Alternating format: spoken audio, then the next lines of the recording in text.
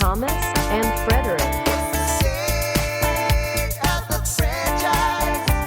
With Thomas and Frederick. With Thomas and Frederick. Welcome to State of the Franchise, the podcast that talks about franchises of all shapes, sizes, backgrounds, genres, and types. I am one of your hosts, Tom Stadler, here with my co-host as usual, the one and the only, Mr. Fred Dakin. Oh, don't do that. What? I just wanted to set the mood. Now I got to put in like trumpets at the beginning and like that like score that's like, I think it's like a Handel song that. Yeah, you pan in on the podcast. We look like a little house, but then you realize it's not a dollhouse. It's an actual house. And we're podcasting in it. Fred, you're just making me anxious in an episode where we're going to be talking about a lot of anxiety.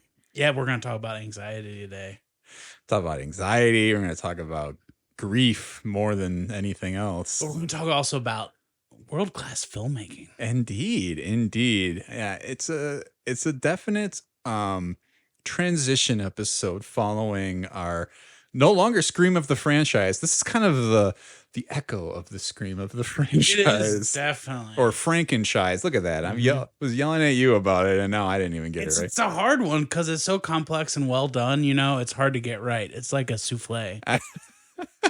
That's true. I feel like next year we're just going to have to come up with something very simple like, this is scary. But you're right. This is, people who are just getting into the groove of us doing scary content. This is kind of us taking one step out and towards other, stuff to talk about. Yeah, something more on the dramatic end, which of course is the filmography of Ari Aster, his unofficial grief trilogy, I think some are referring it to. Yep, I've heard it called that. Yeah, I'm sure it'll probably get a more official name as the years are progress, but it's still pretty fresh. These movies are only made in the last 5 years. Yes, yeah, I'm sure one day we'll get like a Criterion trilogy set, and it'll get some great name for it then. Yeah, absolutely. And here to talk to us about Ari Aster and all of his exploits, returning to the podcast is one Mr. Nick Kaldunski. Welcome back to the show, Nick. Good evening, gentlemen. Happy to be here. And I gotta say, we haven't even started, and I already need a hug. Oh man. It's kind of, you're like the unofficial guest for our non-scary themed scary episodes, because you were on here for Goosebumps, which That's is right.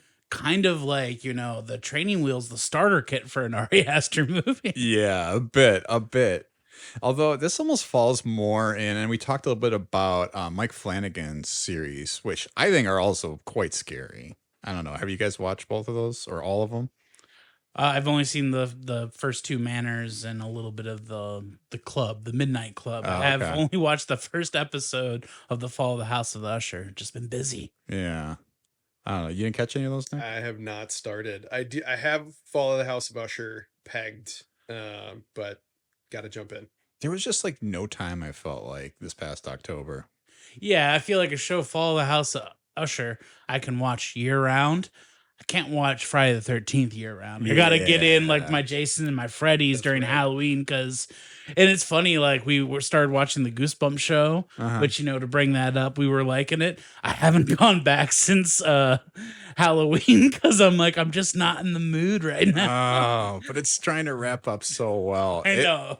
It's actually a really good opportunity to talk back because that show has been good. Have you watched any of it, Nick? I've started it. Uh-huh. With the two little kids running around, I don't have quite as much time to throw the spooky stuff on. That's right. As I did before. In between the last episode and this one, you had yet another child. I did. Yep.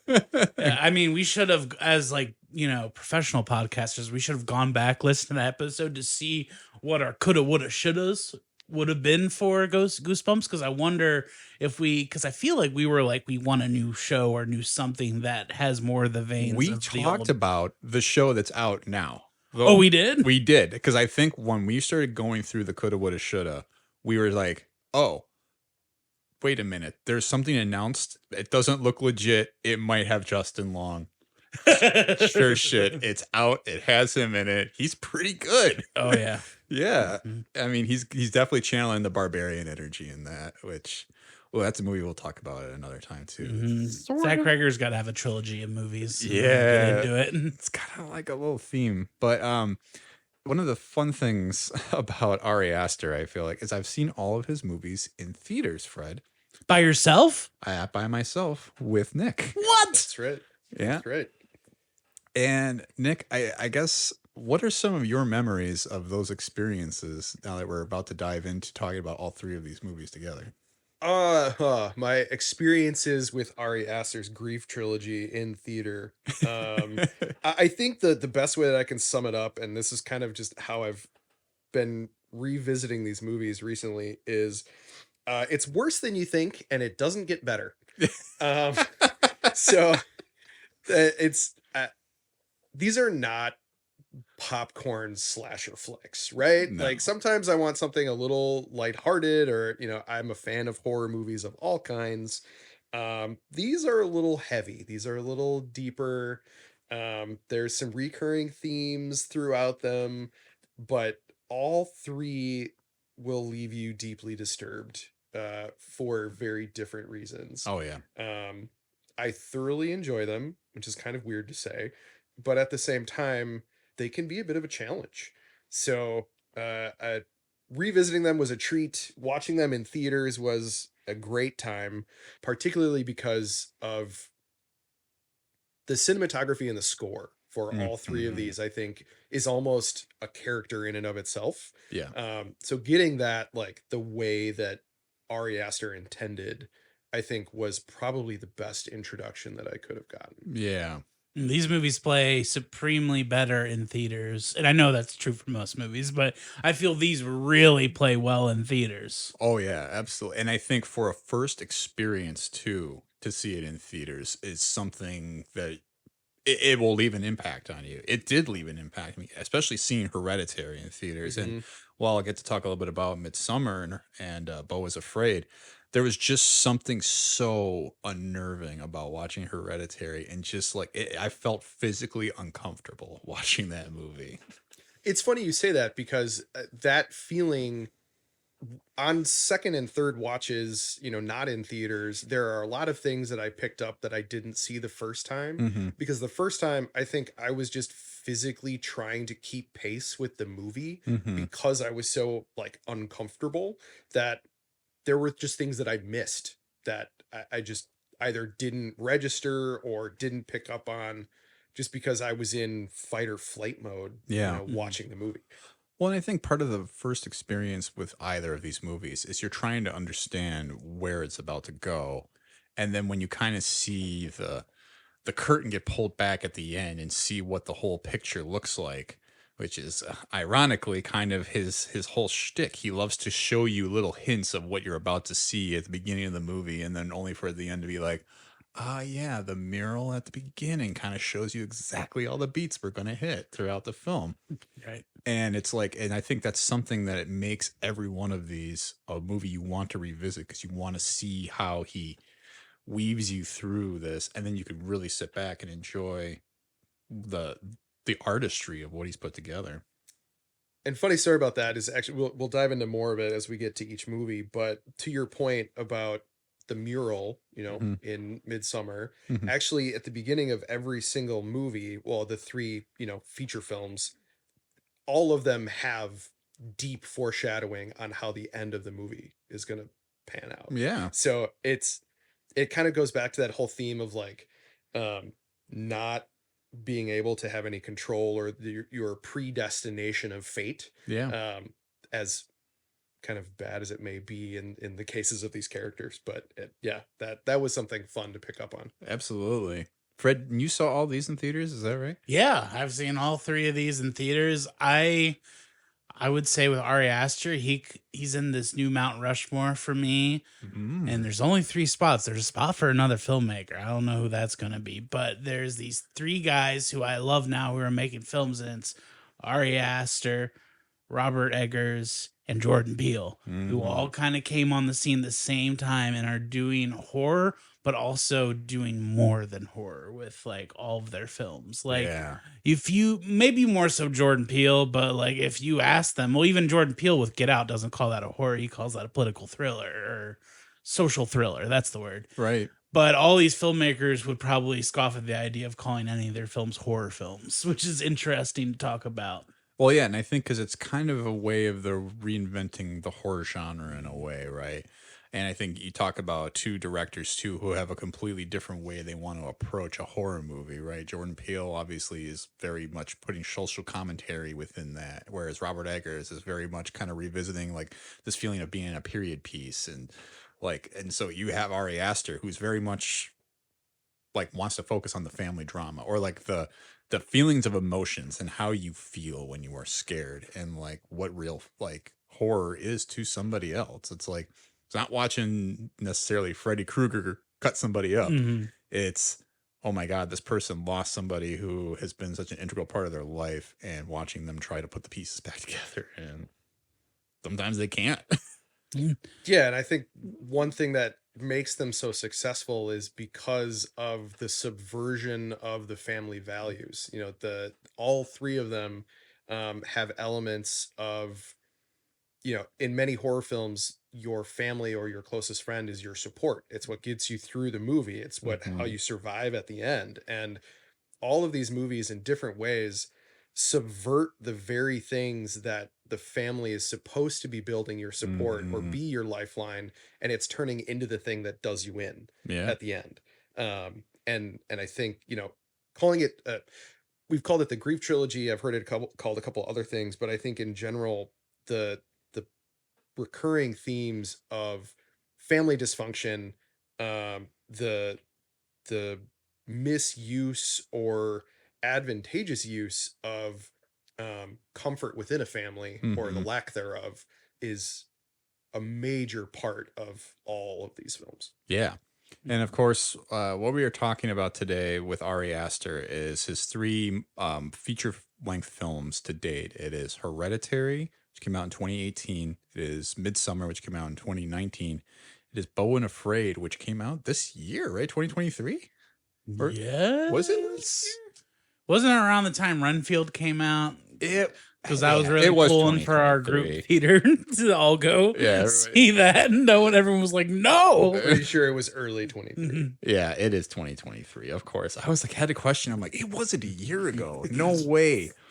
Um, but yeah, it's definitely it's some very deep-seated emotions and themes throughout these. He is a filmmaker that I think, yeah, like Freddie, the kind of way you said it, he's definitely putting horror into a totally different genre in itself, which is what is making horror so exciting. I'm very happy we're getting a chance to kind of dive into what that means.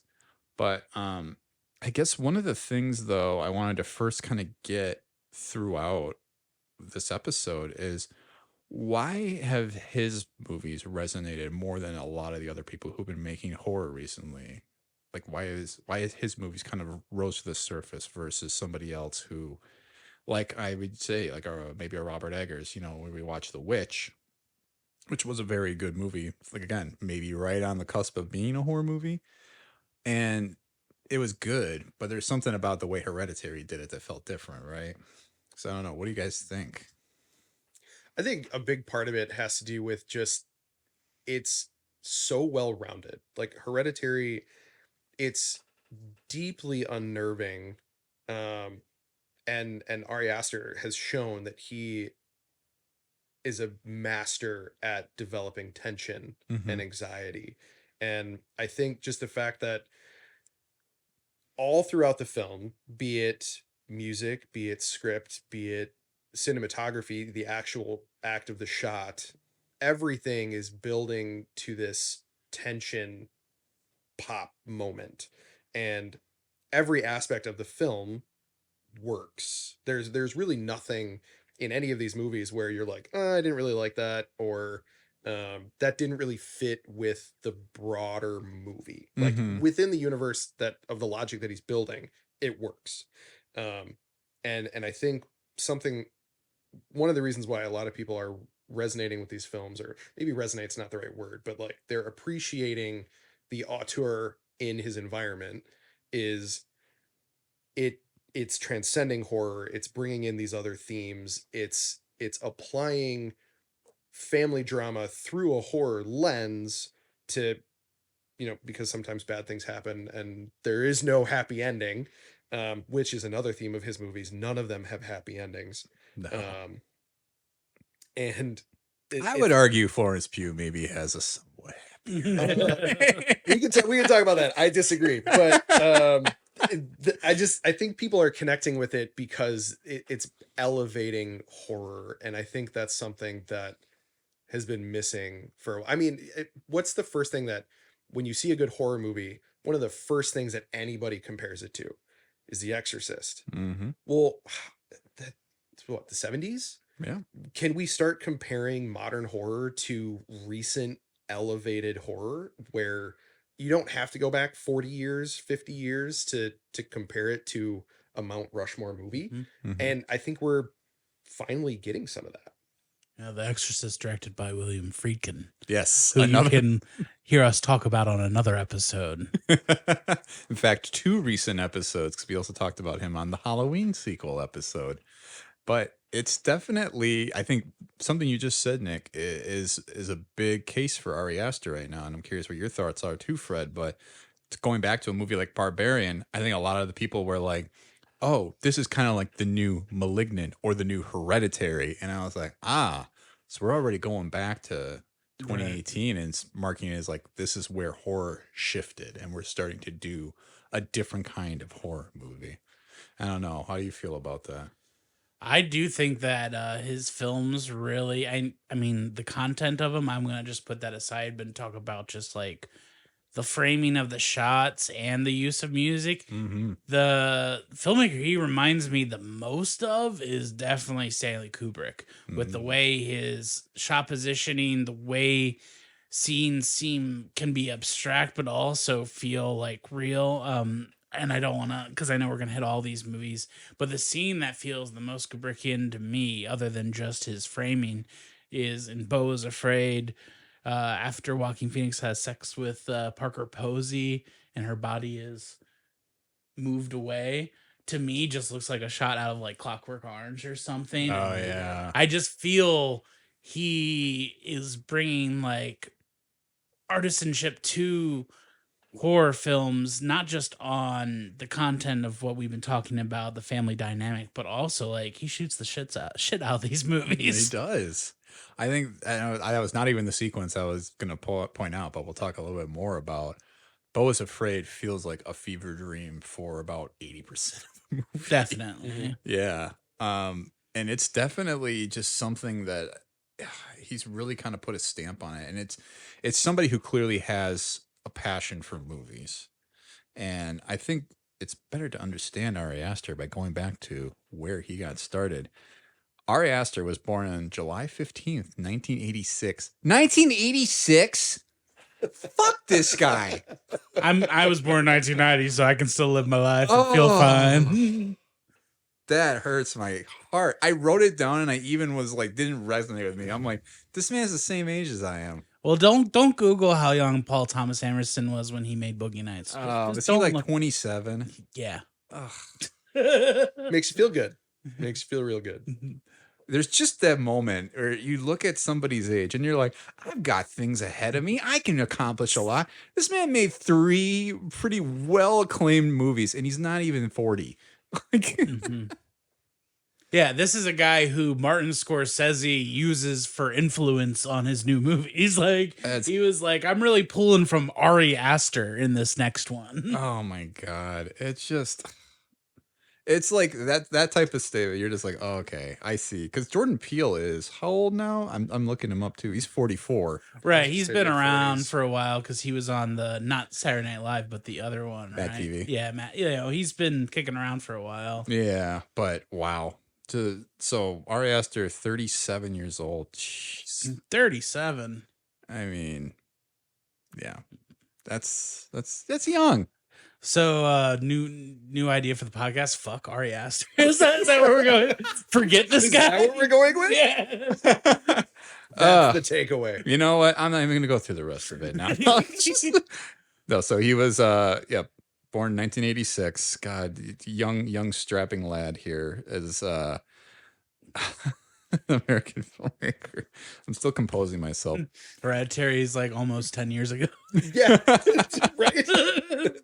Doesn't it just kill you? You're like, in my life, I could write a book. I could make a movie or something one day. And it's just like people have been doing it for when you were still trying to figure your life out. Stylistically, his films are kind of notable for combining horror and dark humor, which that is something I do think we pick up on more in a second viewing. You don't really want to laugh the first time around, but there's some good jokes in a couple of these. I think Midsommar is pretty funny, and I think Beau Is Afraid is going to take another watch or two whenever I feel up to it. But I think there's definitely he's got jokes, Yeah. and you see that in his short films too. That's more his vibe. There's a lot more in the shorts, and then as you move through the feature films, I think Hereditary has the least amount of like true humor. But yeah, the dark humor really comes out in Midsommar, and then in Beau, it's just everywhere. Yeah. And I mean, and I think we'll talk about some of the performances coming up, but there's some people who in Beau Is Afraid really bring a comedic background and you almost can't ignore what they're trying to do with their characters.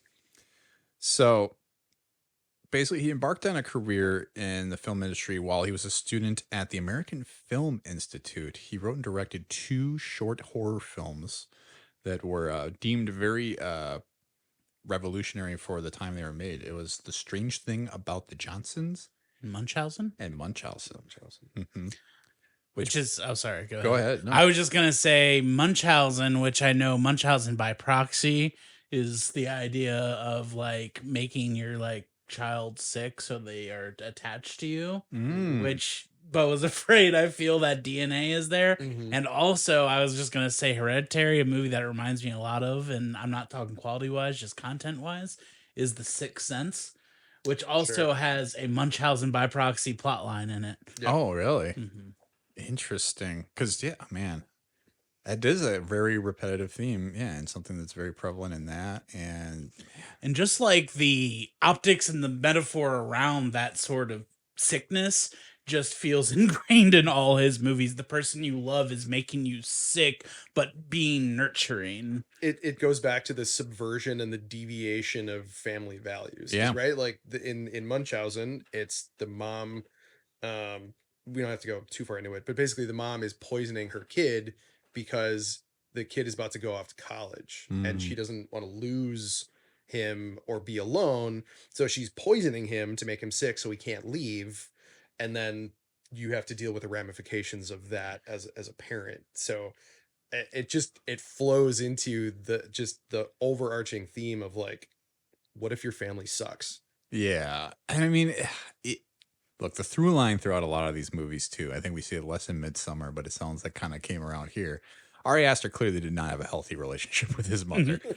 Like, I think the group thread we even came up with while we were talking about these movies is Ari Aster hates his mom. And you can see a lot of that stress and that anxiety more in Hereditary and especially Beau Is Afraid, which sort of puts it front and center and on full display. But yeah, I mean, there's clearly some kind of background, whether or not there was ever physical trauma involved. I'm sure there was enough mental or emotional trauma. So originally in childhood, he had aspirations of becoming an author and became interested in filmmaking through the idea of screenwriting. But yeah, it wasn't until he hit college and had made these 2 short films that he really considered going into a film career. And he became obsessed with horror films as a child and frequently rented them from video stores, later saying, I just exhausted the horror section of every video store I could find. I didn't know who to assemble or how to assemble people who would cooperate on something like that. So I just found myself writing screenplays for the things I wanted to make. And inevitably, these 2 short films that he made got him under the scope of A24, who wanted to obviously capitalize on the idea that, hey, you clearly have a very unique take on what you're doing. So that led him to creating Hereditary. But before I move on to that, do you guys have anything else you want to say about his other short films? I mean, The Strange Thing About the Johnsons, that was his like thesis for his graduation at AFI. And that one, I mean, that one in particular is another twisted family dynamic. I don't know if you guys were able to find that one at all or any synopsis of that one, but basically we don't need to go too far into it because it's pretty messed up. But it again just emphasizes the subversion of the family dynamic in a twisted, dark way. And the way that one does it in particular is the son is raping his dad. Ooh. And the dad doesn't know how to handle it because he wants a relationship with his son, but he doesn't want to like out his kid. And then not only is the son raping the dad for a long time, but he like writes a book about it and wants to like show this with the world. And the mom is like checked out because she doesn't know how to handle it. But it all goes back to like, what if your family sucks? What are, the core values of family support? And if you were to turn that upside down, what does that do to a person? And that, I think you can really see where that built into Hereditary, into Midsommar, into Beau Is Afraid, in different ways, but still kind of maintains that through line. Yeah, absolutely. God, he just has a twisted mind, huh? Like, yeah. Which is crazy because like he has that side of him, but then he's like got this weird dark goofball energy too, where like I watched it was like the turtle head, and then it was about like a displaced person who's just yelling at the screen. It was a very Scorsese, C'est la vie, which was giving me real like early Scorsese vibes. Those two definitely had like the Beau Is Afraid feelings, where it was like this dark comedy that's extremely heightened. One's like a gumshoe detective that's like super horny. He's like, I can't think of the actor's name, but he looks like he could be a Murray, like an elder statesman Murray. He looks like Brian Doyle Murphy. But it definitely, I could see the connection, but I was not seeing the Hereditary and Midsommar in those films. But based on what you said, it sounds like the short films you watched had more of that in them. Yeah. Yeah. Looks like Bradley Fisher is the name of that actor you're thinking of. The old guy? Yeah. And you've seen him in everything? Yeah, he's in Beau Is Afraid. He is. Yeah. Oh, wow. Which is also funny because he did also have a short called Beau, which was the inspiration directly for the movie Beau Is Afraid. We'll talk a little bit more about the parallels between those two. Because it starred an actor who unfortunately passed away back in 2019. But I mean, going from any film school actor to getting Joaquin Phoenix, obviously, you're going to be leveling up your game quite a bit. But inevitably, yeah, his short films led him to creating Hereditary. He originally pitched this as a family tragedy and was careful not to call it a horror film outright. In fact, I think his original thought process, and we talked a little bit about this off pod, was that he wanted to make just a family drama. Right. The marketing took care of the horror aspect. Yeah. And it very much is a family drama. And he was a fan of domestic dramas, incorporating a lot of themes of the genre into his script. He kind of envisioned a film that was very rooted in like family dynamics, the ideas of dealing with grief and trauma, citing Carrie, the Stephen King adaptation, and a movie called The Cook, the Thief, His Wife, and Her Lover, which actually was the one that I think he pointed to as like his major inspiration. Yeah, that movie, whenever he talks about movies, always comes up. And I've never even heard of that movie before reading about it here. But a 1989 crime drama that had Dumbledore himself, Michael Gambon, in it. I was going to say, Richard Harris? No. If it had Richard Harris, yeah, I'd be probably running to check it out. It also had Dame Helen Mirren in it. Ooh. Yeah. Interesting. So, I mean, obviously, something that impacted him a lot, but he interpreted his film, though, as two halves, which are completely inextricable from each other. It was his quote, "It begins as a family tragedy and then continues down that path, but gradually curdles into a full-bore nightmare," which I don't think you could put it any better than that. Because it's really, I think we can start talking about Hereditary now on itself, but it kind of presents itself as just sort of a very dour tale, and you can kind of see this family is not right. The connections just all seem sort of distant from one another, and all of a sudden, yeah, it gets around the third act, the things gotta go haywire. Go a little off. They go a little off path. A little off path. Yeah. I mean, I think this is one where, it originally did not do well. It was not well reviewed when it first came out in theaters, and I think a big part of that was because, to your point, Fred, the marketing really played up the horror aspects It of the looked movie. like a Blumhouse movie. It Yeah, just I mean, yeah. it really played up the third act without giving anything away. When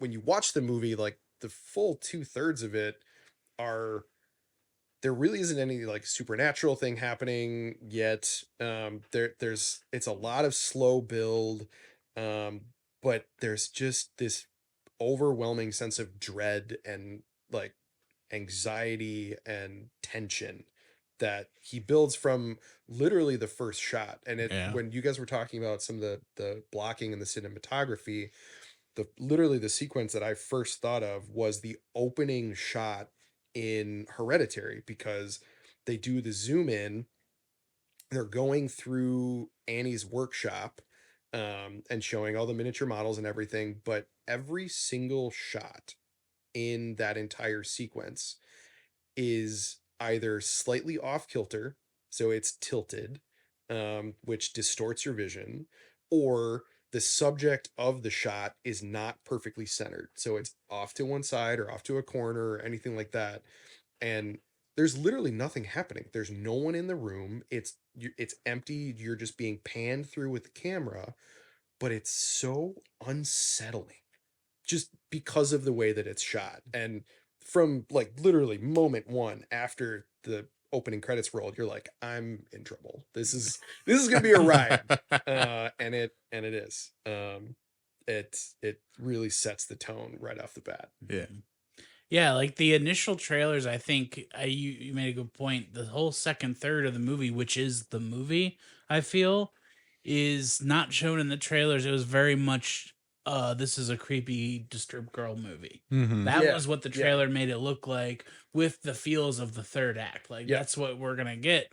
And it was just funny. Like, I went into it because I like movies like Yeah, that, yeah. like I'm like, oh yeah, this is my usual garbage bread and butter, and just getting this movie instead was such a surprise. Yeah, where it's a movie, which is funny that the third sequence or the third of the movie is such a kind of that traditional, like sort of like supernatural horror element film, because throughout most of it, you're like, is any of this even real? Like, is this all just tricks and like people are not seeing things? Because you're already questioning almost every family member's sanity except for the dad, because he's just Gabriel Brune's doing like the yeoman's work of that movie, just like steady hand. yeah. I feel so bad for the guy because he's trying to like keep a handle on this spiraling situation, and it just does not pan out at all for him. Certainly not for him, no. No.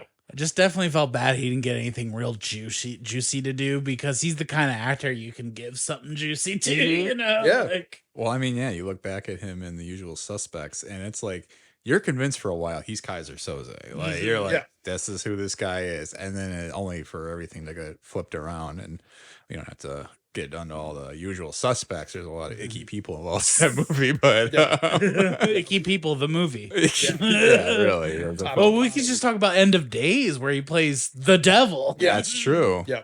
Which, yeah, I think in casting him too, you kind of play off this set notion that there's something not right about him and that maybe he's involved somehow. But really, it's just like, and what he does such a great job at is convincing you that, no, I am literally just a guy here. And then the only moment that you really question is when he's not telling Annie, his wife, about the fact that her mom's grave was desecrated, because he clearly was trying to protect her feelings. But Right. so you just realize this is a very delicate situation and shit's not going well. Yeah. And from the get-go, I feel like with this movie and all his movies, you kind of see the Ari Aster thing, which I think he does these like horror motifs, metaphors, whatever you want to call them, and then he like instills like a reality version of it, Where the big plot of Hereditary is she had this mom who was controlling, who wanted to control her kids. The opening shot of Hereditary is her building these models that she can control. Yeah. After we're getting into it, daughter gets decapitated. What does she do? She has to control and make the diorama. It's not a diorama, whatever, the model of the miniature. The miniature, yeah. And the miniatures are, first of all, they're stunning. Like, and part of the reason that opening sequence you're mentioning works so well, Nick, is because literally every detail of these miniatures, they made a like detail for detail duplicate of the set that they built for the house. So as you're zooming in, you're like, oh, this is unsettling. Everything's kind of off kilter.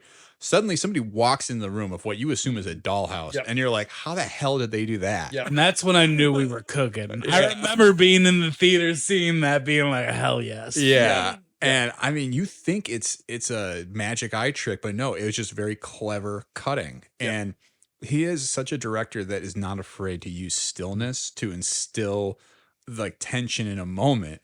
And it's all throughout. I mean, Hereditary does it better than any. I think we see it a lot in Midsommar too, but there is just, he's not afraid to let somebody sit and stare out at nothing for a minute solid. And you're just thinking like, what is going through this person's head? There's a lot of lingering shots, but to go back to like Ari and his master tension building, none of those lingering shots ever go too far to where, because if they go too far, now you're actually relieving some of that tension because nothing's happening. It's a perfect balance of, it's not a quick cut, and it's just long enough that you're like, what is happening? And just when you're like, is anything going to happen? Then it cuts to something else, and it's building tension through the next shot. Yeah. He only stays on it when it's uncomfortable, which is like the Toni Collette cutting her head off is a beat too long. Jesus. Yeah.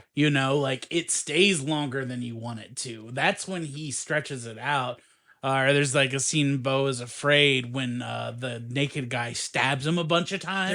Yep. That goes a few seconds too long. Yep. But I think it plays with what you're talking about, the tension moments that cut away perfectly. And then he leaves you in the shitty part. Yeah. And I'm, as soon as you said the Toni Collette cutting her head off with a friggin' piano wire, there's like 2 or 3 squelches that are like very obviously extra. And it just, that was a part that like on my second watch, I almost had completely forgotten that part happened. Yeah. And then you see it again, you're like, oh my God, that's unsettling. And she's like making eye contact with the camera. Oh, yeah.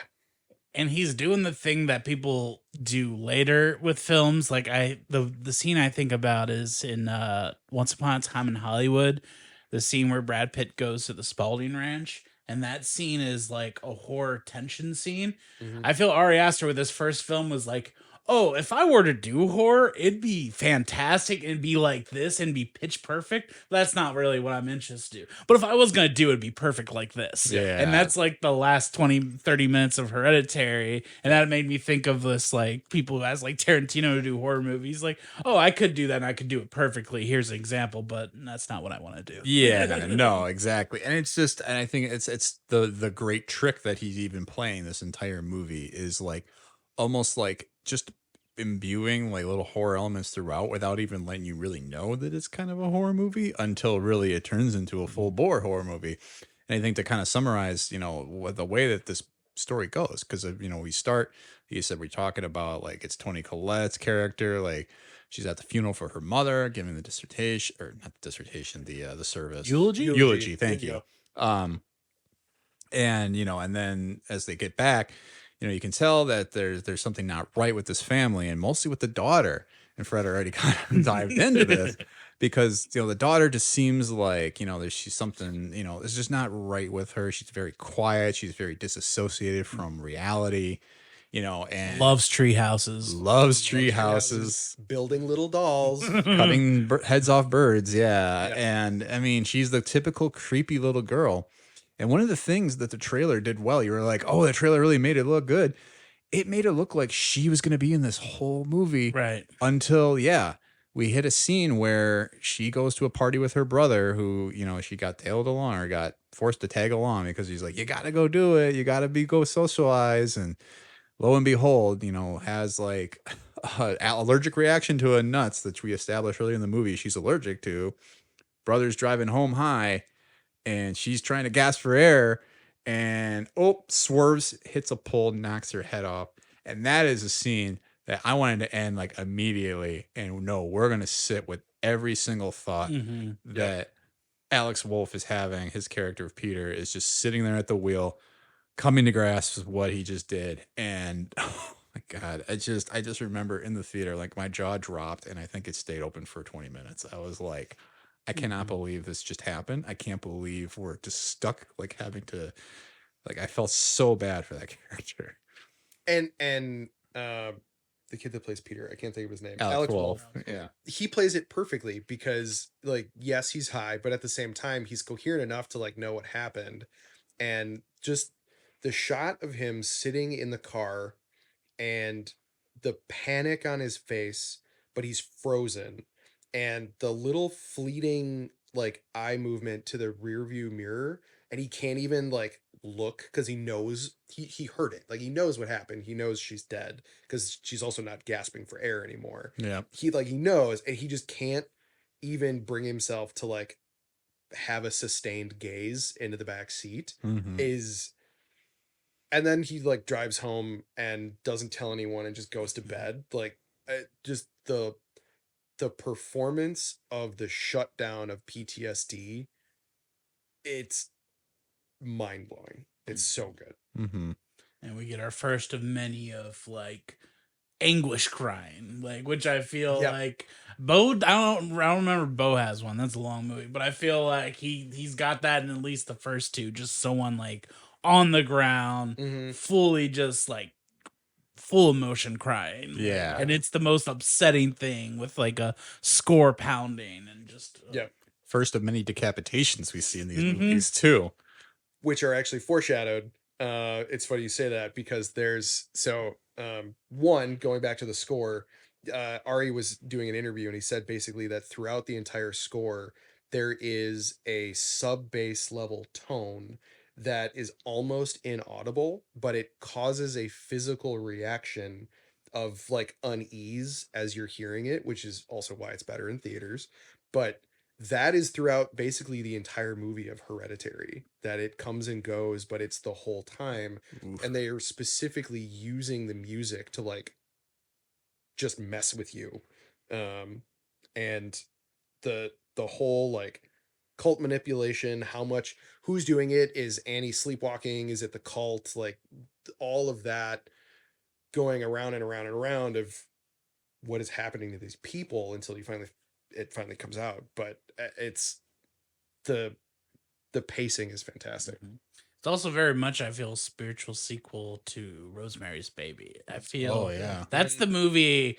He really gives me 70s horror in Hereditary, I feel. I mean, a little bit of Midsommar, too. I feel, trying to think when the original Not the Beast came out.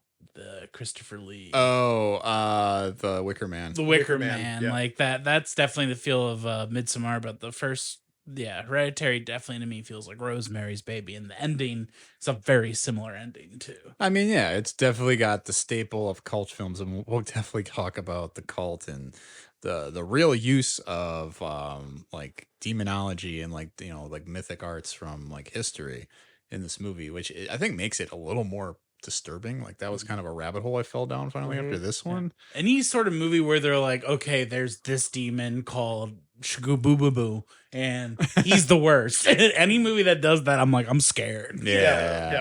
Well, because then it starts to get into, I mean, you start to feel like, oh, wait, this doesn't feel so fictional in a way, which, I mean, yes, it is and it isn't, right? It's like, somebody believed it at one point. It's like believing, though, that like Zeus existed. But I think where we definitely get into the real meat of this movie is definitely after the daughter's death, because that's when we see Toni Collette, who was mourning, but you could tell really didn't miss her mom. Maybe the first hint we get in a feature-length film that like, okay, maybe things weren't so great with Ari and his mother, but then we see this mother mourn so deeply for her daughter, who she really didn't have a good relationship with. But maybe that's why she mourned her even more. Yeah. There's a lot of regret, a lot of like, I mean, and I think that's another theme we see throughout all three of these movies. And I think it's a good chance to start really putting pins in a lot of the things we're going to keep revisiting is that, you know, as much as that, it's people that you get close to who are kind of poisoning you, right? But it's also people that it's like, God, if I had just done things differently, this could have been a really good thing. And it's so sad, especially a young daughter who is only 13 in the movie to die at that point. And there's something really scary about, you know, if you put yourself in Alex Wolff, the son's shoes post the sister dying, just the idea of like, and another theme that's going to come up in other movies is like saying, hey, you know I messed up to my mom, and your mom just not quite buying it and blaming you. Yeah. Like she blames him, whether she kind of outright does say it towards the end, but from the get-go at that first dining scene where like the he says, what about They you, blow Mom? up at each other. Yeah. Yeah, like from that moment on, you can see she has these awful feelings towards her son, which is unsettling and scary because it's the subversion of the family dynamic. Your mother is someone that you're supposed to have comfort from, and this is not the case. And I don't know, to me as being, you know, I'm a died in the root mother's boy, you know, like my dad passed away when I was 10 and my brother went to school overseas, so it was just me and my mom. And there's things in these movies that I have a great awesome relationship with my mom, but because he's heightening these things that I think a lot of people go through, I see those things and they're heightened and I'm like, oh God, I'm scared. I can relate. And I think it's similar when I talk about Sopranos. Like, I am not like those people, but when you see them have similar sufferings and similar things you're going through, you're like, oh, I'm relating to this awful thing, you know? Yeah. Yeah. Well, and I think it's just playing on family dynamics that maybe or maybe you don't recognize too. And I know at least for myself, and I know Nick, you as well, we have sisters, you know, and it's like imagining going through a traumatic event where it's like, clearly there was no malintent involved. It was just a fuck up. But it's like, but now it's like you have to wear this whole like burden for the rest of your life that you murdered your only sibling. And I mean, like you even think about it for a moment, and it's just like it's enough to just like make you feel. And you can have that awful. guilt because you were high, and whether or not that is why she died, you were at the time, and so you're gonna think about that, you know. Right. Well, and he's already suffering from PTSD before that even happens because his mother tried to kill him while she was sleepwalking. Right. So like there's this whole like passed on inherited trauma and the inevitability of, you know, what's happening to these people. And I think actually just the title of Hereditary goes a long way in cementing like the horror of not having control over your predetermined fate, because Hereditary, it's inherited. You don't get a choice. Like Yeah. if you the traits you bring on from your parents, they're ingrained or they're genetic, so you really don't have a choice. And from the title, just the get-go, the jump, Ari's like, yeah, these people are screwed, they don't know it, and there's absolutely nothing that they can do about it. Yeah. So And that's the thing, is the abstract thought of it and the peristalsis, Hereditary, what you get from your parents, and also you're getting a demon, literally. That's the Ari Aster bread and butter, I feel, is like the big abstract thought, and then we're also going to do it in reality too. Yeah. And as you, sorry, I didn't mean to cut you off, but as you're going through all of with Hereditary and you're looking back at kind of this family dynamic, and you're looking at like little bits on second and third watches that I finally picked up on, was like, oh, this mom is not Annie, but the matriarch, the dead grandma at the beginning. She's tried this like possession ritual before, and it caused Annie's brother to kill himself. Yeah. And she sunk her claws into Charlie, the little sister played by Millie Shapiro. And there's actually, like, the more you watch it, the more you look at it, there's this theory that the demon is actually already in Charlie and was put there by the grandmother. And one of the reasons why the third act is so messed up is there's a byline in the little book that's talking about the demon, that if he's not given a male host, he becomes vengeful and violent, and that he's been stuck in Charlie for years, which is why she likes building dolls, which is why her head is on one of those giant dolls at the end of the movie. Yeah. And it's why she's a little weird and why she's quiet and why she doesn't Yeah. really fit in anywhere. And her death sets the entire rest of the movie in motion because it starts the possession ritual. Well, yeah, and I think there's something that's, I think, tragic about that too, that this little girl never even was really given a chance to be a little girl. She was always, and I think that's kind of the case with all the children coming down from that grandmother.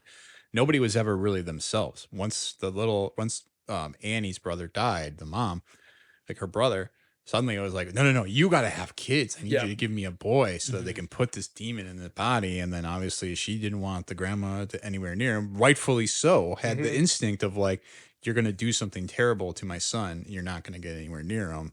So of course she's going to take the next one and do the next, whatever she can. And it's terrible to think that like, yeah, it even started from the top. This mom was already sowing these terrible seeds for a fortune that she was never going to actually like enjoy, right? Like, and that's kind of, it's the tragic kind of twist of fate. It's all these other followers that get the benefit from it.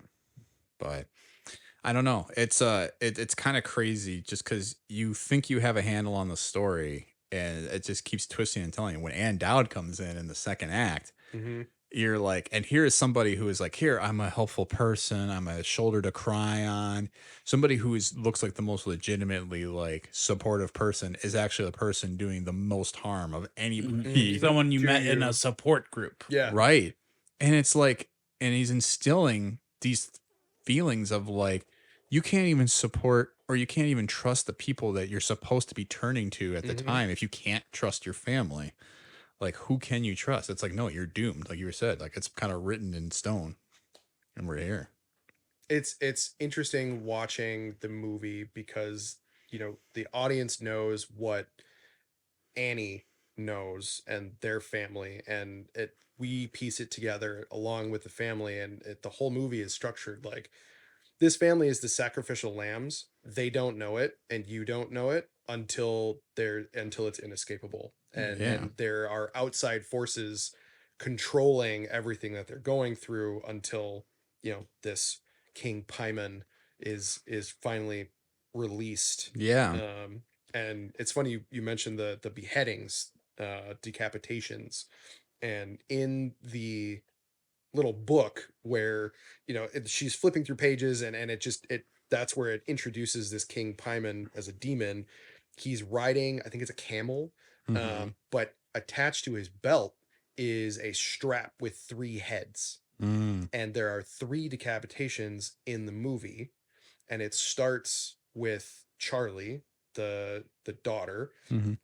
There is the cult's symbol is carved into the post that she hits her head on, and the deer that's in the road is obviously placed there.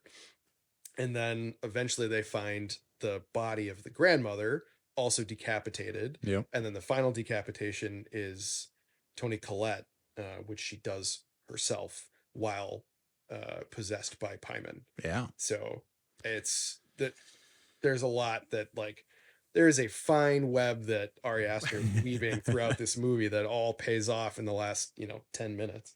Yeah. You really even realize too that that's what's going on. I mean, because we really do dive into when she meets Ann Dowd, we see her go through these whole motions of like, well, she's acknowledging she's had these sleepwalking episodes and like she doesn't even feel right in the head and like she feels guilty about all these things. So you're really questioning whether she's a reliable narrator because we see so much from Annie's perspective until it does switch to Peter. And suddenly we kind of see, okay, maybe there's a little more going on that we didn't know about. Yep. So it does get revealed out now that it was actually a cult that was trying to raise Paimon and Paimon. Hail Paimon. That's right. Yeah, everybody's doing their little hails at the end. Very much like Rosemary's Baby. Indeed. Man, it really is an interesting parallel between those two. They're both slow burns that end with like the coming of a Satan or demon. Yeah. And man, there's just something it's just so unsettling once the curtain is pulled back all the way because, yeah, you really don't know what we're seeing, but there's just those still frames. You see these followers kind of like strolling throughout the house, the smiling guy. Oh, the smiling guy. The smiling dude in the closet. And oh my God. Just And stark naked. but his face is lit up in just the perfect way that it's the like flashlight at a campfire kind of thing. Yeah. And, oh my God. Yeah, that makes me think there's like an early scare where after the grandmother died, that Tony Collette's just in a room, and I think she like turns out a light, and you just see the grandmother in the corner for a hot second, which the way he shoots it, it looks like a trick of your eye. Yeah. Like, and it is frightening. Yeah. And I think I got goosebumps. Look at him. Look at him. I see them. They're real. They're real. I mean, who hasn't had that moment in their life where you turn on a light and you think you see somebody standing in the room and it's like, oh, it's just a sweatshirt. That pile of clothes. Yeah. Yeah, yeah. I mean, yeah, I've definitely had moments of had to jump in the middle of the night, but it turns out to be nothing. But yeah, I think it's something that, you know, we only get a tease of these spiritual elements because Sandow teaches her how to like summon the dead, right? She summons her grandson and he's drawing on the chalkboard, and then she thinks she's summoning Charlie into the house that is Annie now, and it's like, and suddenly it really gets into, okay, now we're moving into full-on supernatural horror, until we get this crazy ending. And it's almost jarring to realize it was that all along, right? Because you're like, what? Like, it was a cult? There's plenty of clues throughout, and you can definitely see it on the second way through. But even still, I remember the first time being like, that was it? It was people manipulating the situation? And I keep comparing it. It's very much to me like The Sixth Sense, where you rewatch it and like all the little clues are there that you can follow, and there's like almost like a rule to the movie. Yeah. And you're like, oh yeah. Oh, it's right there the whole time. Yeah, the smiling guy is at the funeral. Yeah. And I mean, it is like a magic trick where he wants you to look at one thing throughout the whole movie so that you don't see what's right in front of you. Yep.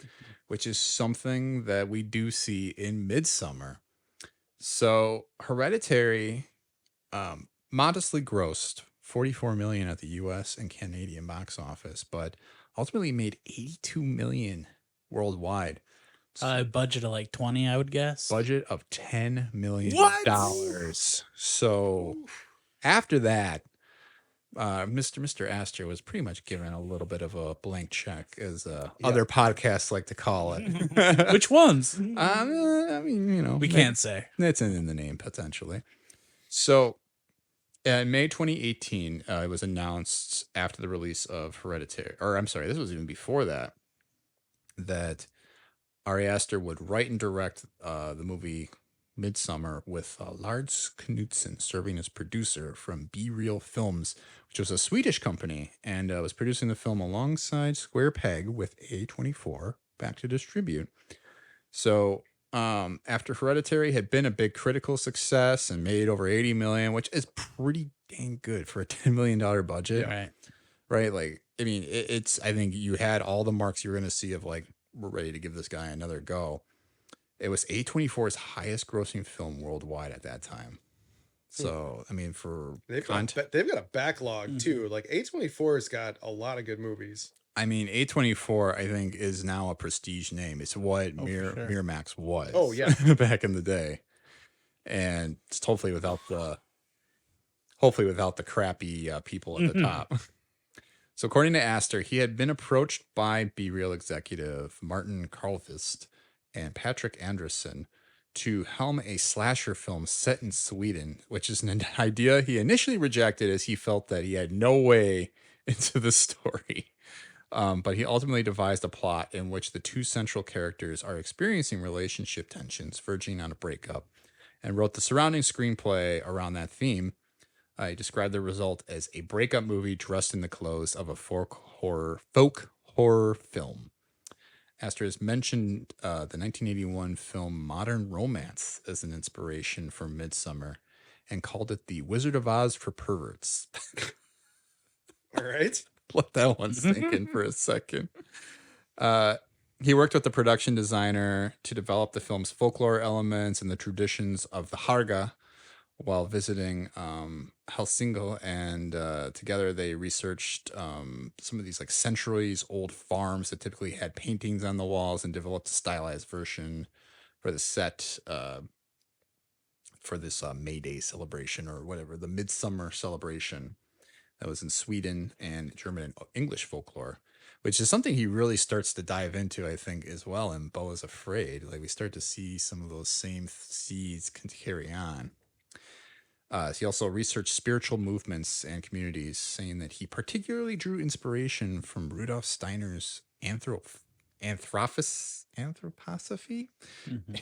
and the theosophy. That makes sense because, like, aren't they all the guys anthropologists? They're all grad students, right? Like they're writing Yeah. their thesis. The guy, William Harper, Josh is the character.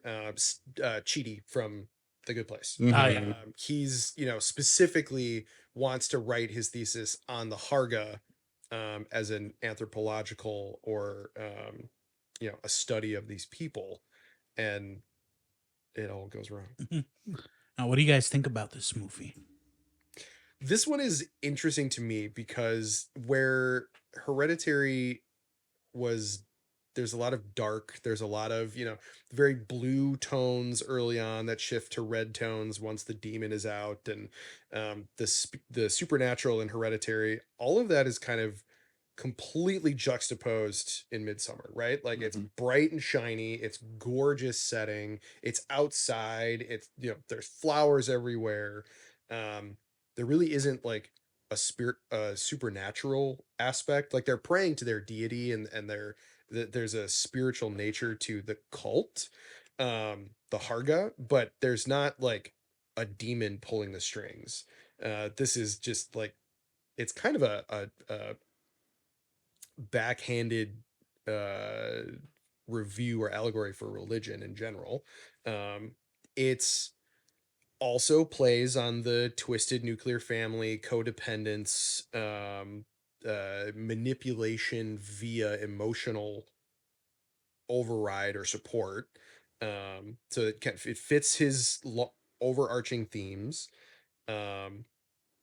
It's gorgeous. It's a beautiful movie. Mhm. And it's still dread, terror, horrifying scenes, a lot of foreshadowing. He literally tells you exactly what the entire movie is going to be with the mural in each part. And I personally I'm challenged by the ending because I know it's, to your point, Tom, earlier, it's supposed to appear positive because of the smile on Florence Pugh's face, which she's fantastic. But at the end of the day, you have to realize that she just killed all of her friends and is now indoctrinated into a murder cult. So like she lives, but But considering where she started the movie, Yeah, some friends, I'd say. yeah. they're all absolutely awful. I mean, yeah. So they are anthropology student, which just leads to why I couldn't pronounce the word anthroposophy, because I wasn't used to seeing it written like that. But I mean, yeah. I think the thing that you noted on, Nick, is that Midsommar really zigs where Hereditary zagged. Right? It's like it tries to be the complete like photo negative of that movie, in both that you almost expect a lot of the similar things that Hereditary did, and the movie kind of shows you throughout that it's like, oh, it's none of that, only for it to be at the end and you realize, oh, it was a cult trying to murder them all. Which, The whole time. Which there is something about, I think, another theme in that what harm a group of people can do to the world when they all are aligned on a cause, which, we've never seen that in real life. I mean, Yep. It's a deviant form of the family support system. yeah. And I mean, I think you have to go from the start, though, to kind of see where the movie evolves, because we do see like literally a family torn asunder immediately out the gate, where we see Florence Pugh's Danny realizes something's wrong with her sister. She's gotten all the warning signs. She calls her parents, like the right thing to do, only to realize it's too late. Like, everything is already set in motion. Her sister has performed a very awful way to commit suicide and kill her parents in the process. Yeah, she kills them by gas, and then she spends the rest of the movie being gaslit by her boyfriend. Yeah. There you go. Well, yeah, he does. He's kind of a dick. I didn't tell you about that, babe? I'm pretty sure I told you about that. Oh, it was your birthday? I'm totally sorry about it. I forgot about that. Yeah. I mean, look, there's times, even in my life, not necessarily my current relationship, although obviously you have moments, but that I felt like a bad significant other. But this guy really makes you realize, maybe that wasn't so bad. I mean, I on the second watch, I wanted to give him a little bit more benefit of the doubt, because he's going to break up with her and then her family dies and he can't go through with it anymore. And then you watch it again, you're like, no, you're just an asshole. You're completely emotionally barren. You're manipulative. It's just not a good situation. Yeah. I mean, you almost realize then, by removing the rest of her family from her life right out the gate in this movie, she's left with somebody who she's relying to support on, who is maybe the worst person she could have Right. relied on. But yeah, I think to just sunlight, some feelings on it, I think based on what I expected from Hereditary, I expected a lot of things to be different. And I think at first when I watched this, I was a little disappointed, and because I was like, I was expecting maybe something a little different. But then I think on the second watch, I was able to appreciate the movie a little more for what it was. And it is a beautiful movie. You're absolutely right. Now, what were your feelings on it, Fred? I think I still can't decide whether it's my second or third favorite. I think Hereditary is just pretty tight. Yeah. And I love that about it. But I think it's his best shot and best looking movie by far. And it is a movie that I can throw on, and even though it is dark, it just looks so damn good that I can just enjoy it, sort of. And I really think it's got my favorite scene in Ari Aster movie, which is when she finds out and she's crying and her shitty boyfriend's consoling her, and it pans out and then the snow hits and then it's got this music, the score kicks in. Yeah. And I don't know, to me, that was just some of the best filmmaking I've seen in all three of his films, just the way it kicks in like that. And it's just very intense. Yeah. Oh my gosh. It's such a devastating movie in so many parts. And I think what really gets you, and we talked about the low tone in Hereditary, the sounds all throughout this movie, even beyond the score, the rhythmic echoing that the community that they visit does with people. It's so haunting, but in a way it's kind of pretty. Definitely. Yeah, for sure. And I think that's what's so unsettling about it. It's they're making these kind of very harmonic noises, and you realize there's sort of some sadness behind some of them and sort of deviousness behind them. Yeah, he uses a different composer for this one. I know Hereditary and Beau Is Afraid, I believe, had the same composer. And in this one, he used someone else. I think there is really some nice melodic stuff in Hereditary. Two. Yeah, that's how Ari Aster likes him called, right? So tell me more about two. Yeah, no, the one was something good, but two, oh man, let's talk about that composer. It was Midsommar composer. His name is Bobby Krillick, aka the Haxan Cloak. Ooh. All right. I know, man. You got Composer's got a nickname. feeling yourself if you got a name. It's not even a DJ name. It's the Haxan Cloak. That's my Swedish impression. So he did Hereditary? That was Midsommar. Oh, he did Midsommar. The Hereditary composer's name is Colin Stetson. Yeah.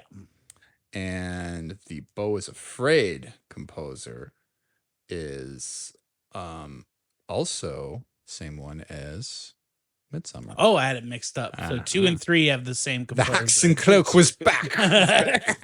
Get in. Which is it's I I always thought he had the same guy for all three films. I thought they're kind of similar scores, but it was interesting to find out he mixed it up. No, it was interesting because I think I read that Colin Stetson on Hereditary was hired like 2 years before production even began because he just loved his music so much and was like, I need this. And he worked with him on like the score well before the movie was even filmed so that he kind of had an idea of what he was even dealing with going in, which is totally backwards because it was like, when you have Star Wars, you got George Lucas kind of handing John Williams these scenes like, here, I need something kind of symphonic and loud sounding.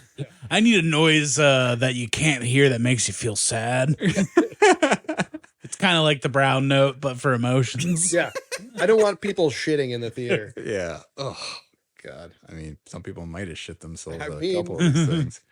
But yeah, I mean, going back to Midsommar and getting back to the moments, I mean, there are so many times when there's the absence of the score that kind of sits with you. And then when the score kicks in, you're just sort of like in a whirlwind. And I think his feeling of calling it like the Wizard of Oz for perverts is such an interesting way because you do kind of feel like that between the beginning and the end, from Fred talking about the scene in the snow and the darkness to all of a sudden this bright green country.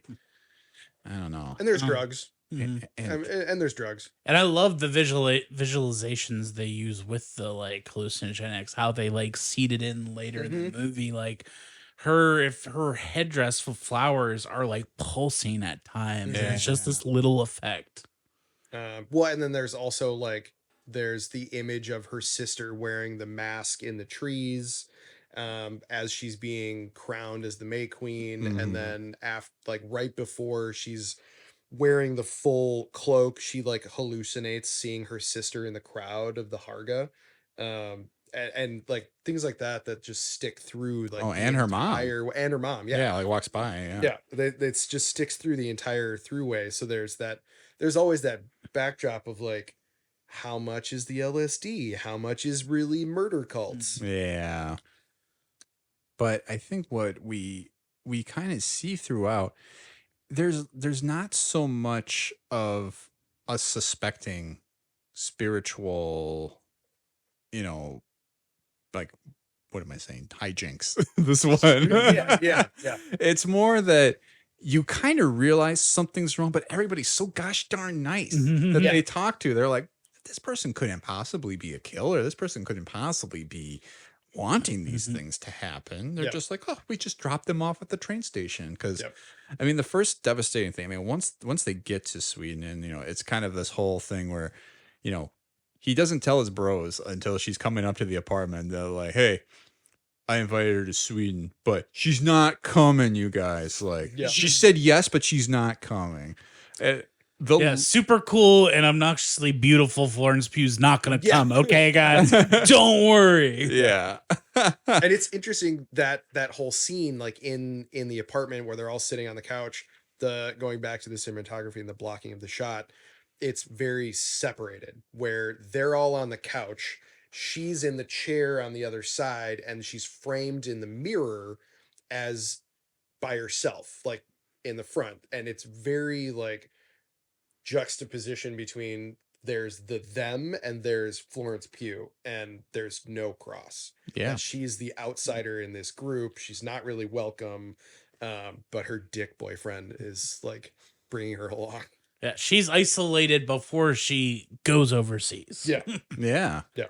And I mean, and it is such a wild journey for Florence Pugh's character, because she is constantly feeling like, oh, it's me. I'm the one making him like this. I'm pushing too hard. When she's talking to her friend on the phone, like, oh, I know I shouldn't push him like this, though. I'm trying to make him break up with me. And it's like, listen, like, there's no such thing as that. Like, he's either a person you can lean on or he's not. Like, and it's just such, I mean, and it's like a devastating thing because she's having this conversation even before her family dies, that she's thinking about this. And then it's like she's already has this inherent guilt that like, oh, I'm just a burden. And it's like, no, he's just a dick who's made you feel like a burden. And now you feel like a burden, even though you have the right to be more of a burden than any other time in your life. Right. I think it speaks a lot to like once they're in Sweden, things are already dysfunctional. But if there was any care from this friend group to Danny at all, you'd think that the person that just went through the trauma of having a sister commit suicide and murder your parents, hey, maybe don't go to the part of the ritual where the old people jump off a cliff. Yeah. Like the guy that plays Josh, Josh, the character, he knows what's going to happen.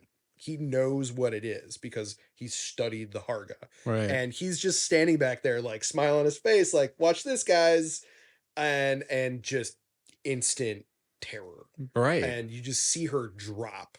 And I mean, how else would you react if you just lost your entire family? Yeah. The character of Pele is so interesting to me, especially on the second time where you kind of seen how he's manipulated the circumstances to get him over there. Because the first time through, you feel like, oh, he's the one friend that sort of seems like he realizes something, obviously, like, oh, she's not okay. Like, and he's checking on her and he's trying to be nice to her. And he's like, you know what? Actually, you should come. And like, I'm glad you're coming. Yep. Because I think he knows this is kind of like the perfect situation for her. As just a person is like, we're probably not going to sacrifice you. You're probably going to find the support that I think you can need. You're going to join. Well, and that's the question is, does he know, or is he involved? Is he leading them to their demise? Or is he really just an idiot and he doesn't know? Yeah, which I mean, we know the answer by the end, but obviously it's a great little tension pull because you really don't suspect him because he is so nice. Again, it's this whole thing of this, the Harga are such nice people that you're like, they couldn't possibly have bad intentions. And it's even like the most disturbing thing is like when at Christian at the end, and I know we're jumping ahead, but when he gets paralyzed and he's sitting in like the chair and the girl's opening his eyes like, oh, Christian, like, oh, you're awake. Oh, good. Like not realizing like, yeah, we're about to sentence you to your death. And we know that your girlfriend's going to let you go and die. Gonna let you burn. Yeah. But she's got a smile on her face. Like, oh, I'm glad you're all right. And it's like, oh, and by the way, you're surrounded by your dead filleted friends. Yeah. Like, I mean, it's like a cult of Mr. Rogers, just like yeah, disarming. Are you feeling okay today in the neighborhood? Can we have a horror version of Mr. Rogers? I feel like that would actually play really well. I was just thinking your Mr. Rogers kind of sounds like George W. George H.W. Bush. H.W. Yeah. Now, read my lips. Nah, Mr. Rogers. I'm not going to do it. I'm not going to put my sweater on. Here come my shoes. Nope, not going to do it. Not going to do it. Somewhere Dana Carvey is crying. The crazy thing, though, with Midsommar, I think, is that there isn't anything hidden in shadow. Everything's hidden in plain sight. And we see that because it's all wide open spaces. And like, what a unique way to tell a horror story where it's setting it in the brightest like possible thing. It'd be like having like, it's almost like a beach murder, right? Of like, oh, here's this like beautiful paradise, but underneath there's bad things going on. And it's just like one by one, each of them disappear. And yet like people know things are wrong, but they're like, I think I'm in an okay circumstance. So maybe it's fine. There's nowhere to hide the jump scare. Right. I mean, which kind of like just goes back to the Ari Aster brilliance in just building tension and dread. Because he still does it, even in like the brightest, sunniest, shiniest, happiest horror movie you could possibly watch. Yeah.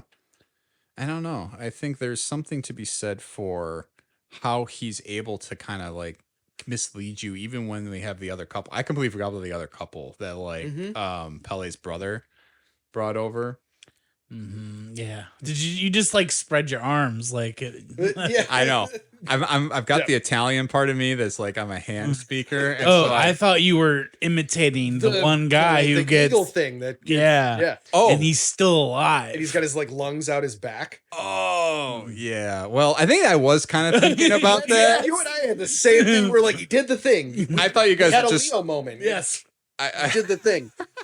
I thought you guys were noting how I keep knocking the mic because I keep the listening audience keeps hearing these little pings and they're like, "What the hell is that?" It's like, no, it's me being an idiot knocking my mic over and over as I'm gesturing at these two guys in the room. But yeah, I mean, there's these awful ways that these people die, and I think it's like because I mean, there's really not a whole lot to the plot. We keep following this ceremony. We see these old people like commit suicide, and I think even in that context, it's presented in a way that, like, yes, some of the people are horrified. Like Florence Pugh's Danny is horrified. The couple that Pelle's brother brings over are horrified. But at the end of the day, they're like, well, this is just their society. And they're like, you guys have to understand. These people were old. Like this was their journey. It came to an end. And in a way, you're almost sort of like gaslit into accepting that that's just their tradition. Or just Yeah. you accept the idea like, oh well, maybe if I was old and sickly, this might be the best choice. Like, you Right. know? Yeah. Or like, oh, I don't want to be a burden after I am so old I can't take care of myself anymore. Which I don't think either of those people who did that are at that point. But no. Well, they all seem real svelte. Yeah. Yeah. And I think there's a funny detail that you don't really notice because we constantly are seeing them. They're like, oh, we're having a 9-day feast, right? They're having this big old feast. Like, and something I noticed this time, and I finally read about it, the people in the Harga are not eating. Like, they're dipping their forks into their food and they're just touching the tip to their mouths, but they're not actually eating. They're almost like performing some sort of almost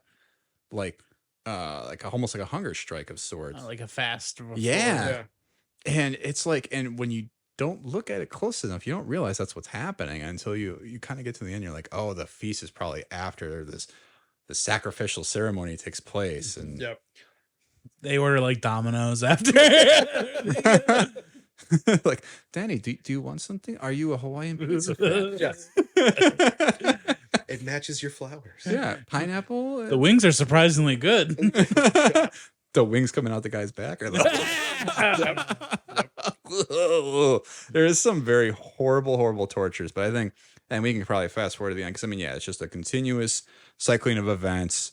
Josh, played by William Jackson Harper, disappears. Mark, played by William Poulter, disappears. William Poulter is just a jackass, like snarky idiot who's very funny in this, but also, I mean, Doesn't he get turned into like a human soccer ball, basically? I thought he turned like a big dummy. yeah. Like they like stuff him or something. Yeah, you're right. And like It's the other kids guy. even like are playing a game called Skin the Fool. Yeah, and that's exactly what what it happens is. is they Yeah. kind of turn him into a big like stuffed doll. Yeah, until we ultimately realize, well, one, Christian's getting like seduced by Pelle's sister into this weird sex where he's surrounded by naked women. Yep. And, like, So I saw Midsommar and Beau Is Afraid with my wife and her mother. oh no. Oof, that's rough. Oh, just there's some sex scenes that I would never want to watch by myself, to be honest. Yeah, just not at all. Let alone with people that I interact with. No, no. Yeah, and the health code violations at that place. Oh yeah, the PUBT Or the puby pie. or that. Yeah. Or yeah, I mean, Christian's basically raped because of a love drug. Yep. But you know, Danny doesn't see it that way. And then the Harga, as the manipulative cult that they are, they use that situation to further indoctrinate her with emotional smothering. Yeah. And you know, that it as the more you watch it, you're like, God, they really are planning like all of this. Oh yeah. No, I mean they have clearly been building up to us. They present this barn that's in the back of the field as a temple, Mhm. and only to realize, yeah, it's a sacrificial altar essentially for where they're going to put 9 people in there and basically burn them alive or dead. I mean, in most cases they were dead, and except for the couple that were left alive, including Christian. Which at that point you start to feel a little bad for him, but you're also like, you kind of brought this on yourself. And he's kind of doing the thing where, like, we've talked about how these subvert horror movies, but also he's doing the horror movie thing. All the assholes got theirs. Oh, yeah. Which is a slasher thing. Yeah, and sewed into a bear skin. Yeah, I mean, yeah, he's an asshole. He's definitely way dead. But to your point about the subversion, like, just the way that you get there, like, you don't even really realize that you got there until you're there. Mhm. Yeah. And I mean, it's just it's an emotional roller coaster, and you were even just watching this and you're like, oh, it's wincing. I mean, you can't imagine as being like paralyzed, unable to move, and being stuck in this barn as people are being like just burned alive or Mhm. dead. Yeah, like, I mean, And that scene with the one guy who's like, because there's like the willing sacrifices and the Mhm. people who are there, and they're given some like the poppy. I think I don't know if it's that, but it's that idea where they are numbed. yeah. The But yew then tree, all of a sudden it hits him, and he just starts screaming, Yeah. and I was just upsetting. very upsetting because then everybody else outside is yelling with him and screaming Mhm. with him. There's that's- empathy. Yeah, Yeah. and it's just there's something about like the most unsettling like community of Ned Flanders who is just like has it out for you, you know. And I mean, I think Midsommar is definitely a very ambitious effort, and I'm glad he did it. But I don't know. Any other thoughts on Midsommar? I mean, nothing really for me. I mean, it fits the Ari Aster mold. It's it's his take on folk horror, Yeah, which was successful. And this is like the movie that people talk about the most. I think this is probably his most successful film critically, I would think, because like this is the movie like people Scorsese are like talking think about so. still. yeah. Like I've never heard Scorsese talk about Hereditary, but he's talked about Beau Is Afraid and Midsommar a lot. Which I think again is a very high compliment to have somebody who has been emulated time and time again. Yeah. I mean, speaking of a Joaquin Phoenix movie, Joker is very much Taxi Driver, like to a T. Yeah. Yeah, like this is the better version of that, I feel, where it's like you have Scorsese following you versus you just like completely copying Scorsese. Yeah. Right. And also, like, I've seen Killers of the Flower Moon. I can definitely see the Hereditary and Beau Is Afraid in that movie, which is pretty awesome to see. Yeah. Yeah. So Midsummer had a budget of $9 million, so it didn't even get made for more than Hereditary.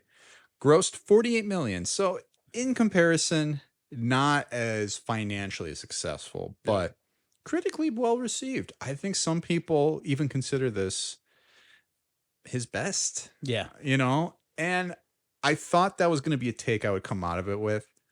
I don't know that I feel that way. I think it's definitely, I think like you said, it's maybe his second best. And I don't know. We'll debate it after we talk about Beau Is Afraid, but it's definitely, like I said, an ambitious movie that I think it's going to continue to change as people continue to visit it and talk about it. But after that, obviously, he had one more big idea for a horror movie that he wanted to do. Or we'll even talk about this is if Beau Afraid. Is it a horror movie? But it was kind of this third part of his emotional grief trilogy thing. So the film had been in development for some time because he had that 2011 short film entitled Beau that essentially served as the basis for a sequence in the feature film, which I believe was the sequence where at the beginning where he loses his keys as he's trying to go visit his mom, and suddenly a lot of things happen. So in 2014, a draft of the script started circulating on the internet, and Ari Aster had described the film in many ways, including initially as a nightmare comedy, a Jewish Lord of the Rings, but Beau's just going to his mom's house. And if you pumped up a 10-year-old full of Zoloft and had him get your groceries. It's also kind of like sending a stone person into a convenience store who's got paranoia up the wazoo. Yeah, for sure. So Beau Was Afraid so it was 4 years after Midsommar was made. So it took a while for him to really get this idea off the ground. Get COVID in there too. I mean, that's a big piece of it. Because it probably would have come together a little bit quicker, but yeah, he had a balanced schedules. Joaquin Phoenix was also coming off working on some movies. I mean, he had Joker, which I think was also 2019. And Come on. yeah, come on. And yeah, I remember the initial title for this film was called Disappointment Boulevard, which then he eventually changed it to Beau Is Afraid, since it was taking so much inspiration from the movie Beau. And it's definitely whatever you expected after watching those first two. I kind of was even asking at the time, what could this movie be? And I still wasn't prepared for the anxiety storm that we got. It's basically the id of the trilogy. Yeah. Yeah. I mean, it's a 3-hour panic attack. You just there's no getting away from it. It's definitely his most abstract movie. Mhm. It definitely it's very Freudian. It definitely challenges a lot of not necessarily family dynamic, but specifically like mother-son dynamic. And I think this one in particular, there's as crazy as Hereditary and Midsommar are, they're pretty straightforward. They're pretty literal. Like what even if you don't realize you're seeing it, what you're seeing is what you're getting. Yep. Versus Beau Is Afraid is very like out there, and it's very how much of what I just saw actually happened. Like how much is in Beau's head, and a lot of the things that he's dealing with are very, it's a lot of symbolism, it's a lot of allegory, it's a lot of like there's no way most of this happened.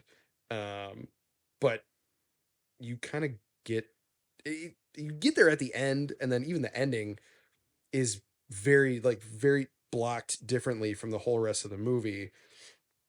And you can tell that I feel like there's a lot more personal for Ari Aster in Beau Is Afraid than in the other two. For sure. It's a thing that he talks about where he says he tries to make every movie like he's not going to be able to make another one, which with the way Hollywood is and what they're leaning towards makes sense. And I think this is like the epitome of that. This is him like, if I don't get to make another one, I'm putting all of it in there. Yeah. And it's all in there. It's a movie that you said it feels like a 3-hour panic attack. It also, the plotting feels like that thing where you're going to sleep and then you think of something that stresses you out, and then it compounds and builds and builds and builds. And like, I don't have I have anxiety. I have things that I get very anxious about and it hits me, but I wouldn't say I have like debilitating anxiety, you know? But I definitely felt kind of seen by this movie, even though it's like blown out of the water, extreme heightening. Yeah. You can break it down to like, oh, I totally get like all the stuff in this movie. At least that was my experience. Oh, yeah. I mean, if you've ever had an anxious moment in your life, you will definitely understand what it was like. Or if you ever had a panic attack, you will understand what some of these things are like. It's the ultimate story of an unreliable narrator, though, too, where you're following somebody who is perceiving reality in a way like that maybe is actually how they perceive reality. Not saying that's what it is, but I mean, it's just these moments where he continues to see the same guy like rush him at the door based on what was probably one moment in his life that this happened. But every single time he's always worried that that guy's going to try and get in the building right behind me the minute I open this door. And it's just, it's like, I think the ultimate magic trick. And again, I think there is always this like feeling that Ari Aster's kind of like showing you a sleight of hand the minute you're watching these movies, because you're like, what I'm seeing reality? Is this right? And then it's like it almost takes you having to watch it again to see how the trick is done. And I haven't had a chance to revisit this yet, but I have a feeling that even on a rewatch, this one's going to make less sense than the other two. I think this is one that you could watch dozens of times and you're going to have a slightly different takeaway after every watch. This one is also like, it's also his most political horror movie, if you can call it a horror movie. It's suspense and it's tension, but it defies category. It doesn't neatly fit into a horror box, but he does have the political commentary of the inner city or metropolis deterioration in America, or at least as is perceived by certain groups. You have what I think is probably the most darkly funny line in the entire movie of a police officer holding a gun at a naked Beau, telling him, "Don't force me to shoot you." Mhm. Like, And how scared the cop is. yeah, and he's literally being attacked by the naked stabber dude, and the cop is like, "I'm gonna kill you if you don't stop scaring me." Very on the nose. You also have the whole like second act of middle America or suburban America as being really the dark like undertone of America. And I mean, Yeah. you've got a mom popping pills to cope with the loss of her son. Yeah. You have Nathan Lane in a dad that sounds like a sitcom dad from the 80s. Mhm. You've got the darkly angry screaming daughter, and then the deceased son's war buddy turned killing machine. Who could have, when I watched it the second time, might have had something to do with why the son's not there, because they say at one point like he'd attack his own, Yeah, like, you know, yeah, I was gonna say crew members, but like Platoon. Yeah. yeah, platoon, yeah. and like they don't say that's what happened, but like, and also, did you know that guy is the guy from beginning of Inglourious Bastards, the No. French guy? I did No. not. But he's like heavier and a bigger, you know, Oh, role, man. which is crazy to think about. Just two different roles. Wow. The dad that's at the house that Christoph Waltz visits? Yep. Wow. That's him. Wow. That's pretty incredible.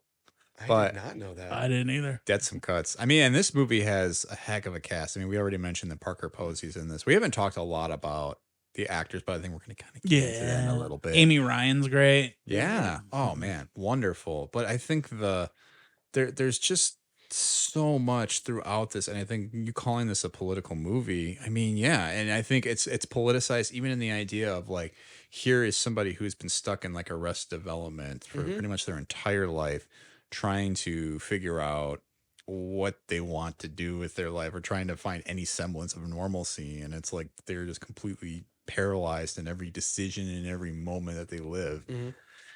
And I mean, you feel it for him. You kind of pull for Beau throughout this, even realizing though that it's like, does he ever really want to get better? Like, He's kind of I mean, I don't want to call him a piece of shit because like he's clearly been stunted by his relationship with his mother. He's basically an 8-year-old. mhm. You see it in how he dresses and how he acts, how he engages with conversation in the opposite sex. You see it in the flashbacks with his mom. Like his mom, so his dad dies. We can go into later exactly how or supposedly how, but his dad dies. His mom clearly like blames him for it, but at the same time doesn't want to be alone. So she manipulates Beau into never wanting to like leave her comfort or embrace or protection. Yeah. And he's a now 50-year-old man that is the result of what growing up like that looks like. And how much is in his head, how much is real, how much is actually happening. I tend to think that there's a couple schools of thought on Beau Is Afraid, and that one, none of it's real. It's all in Beau's head.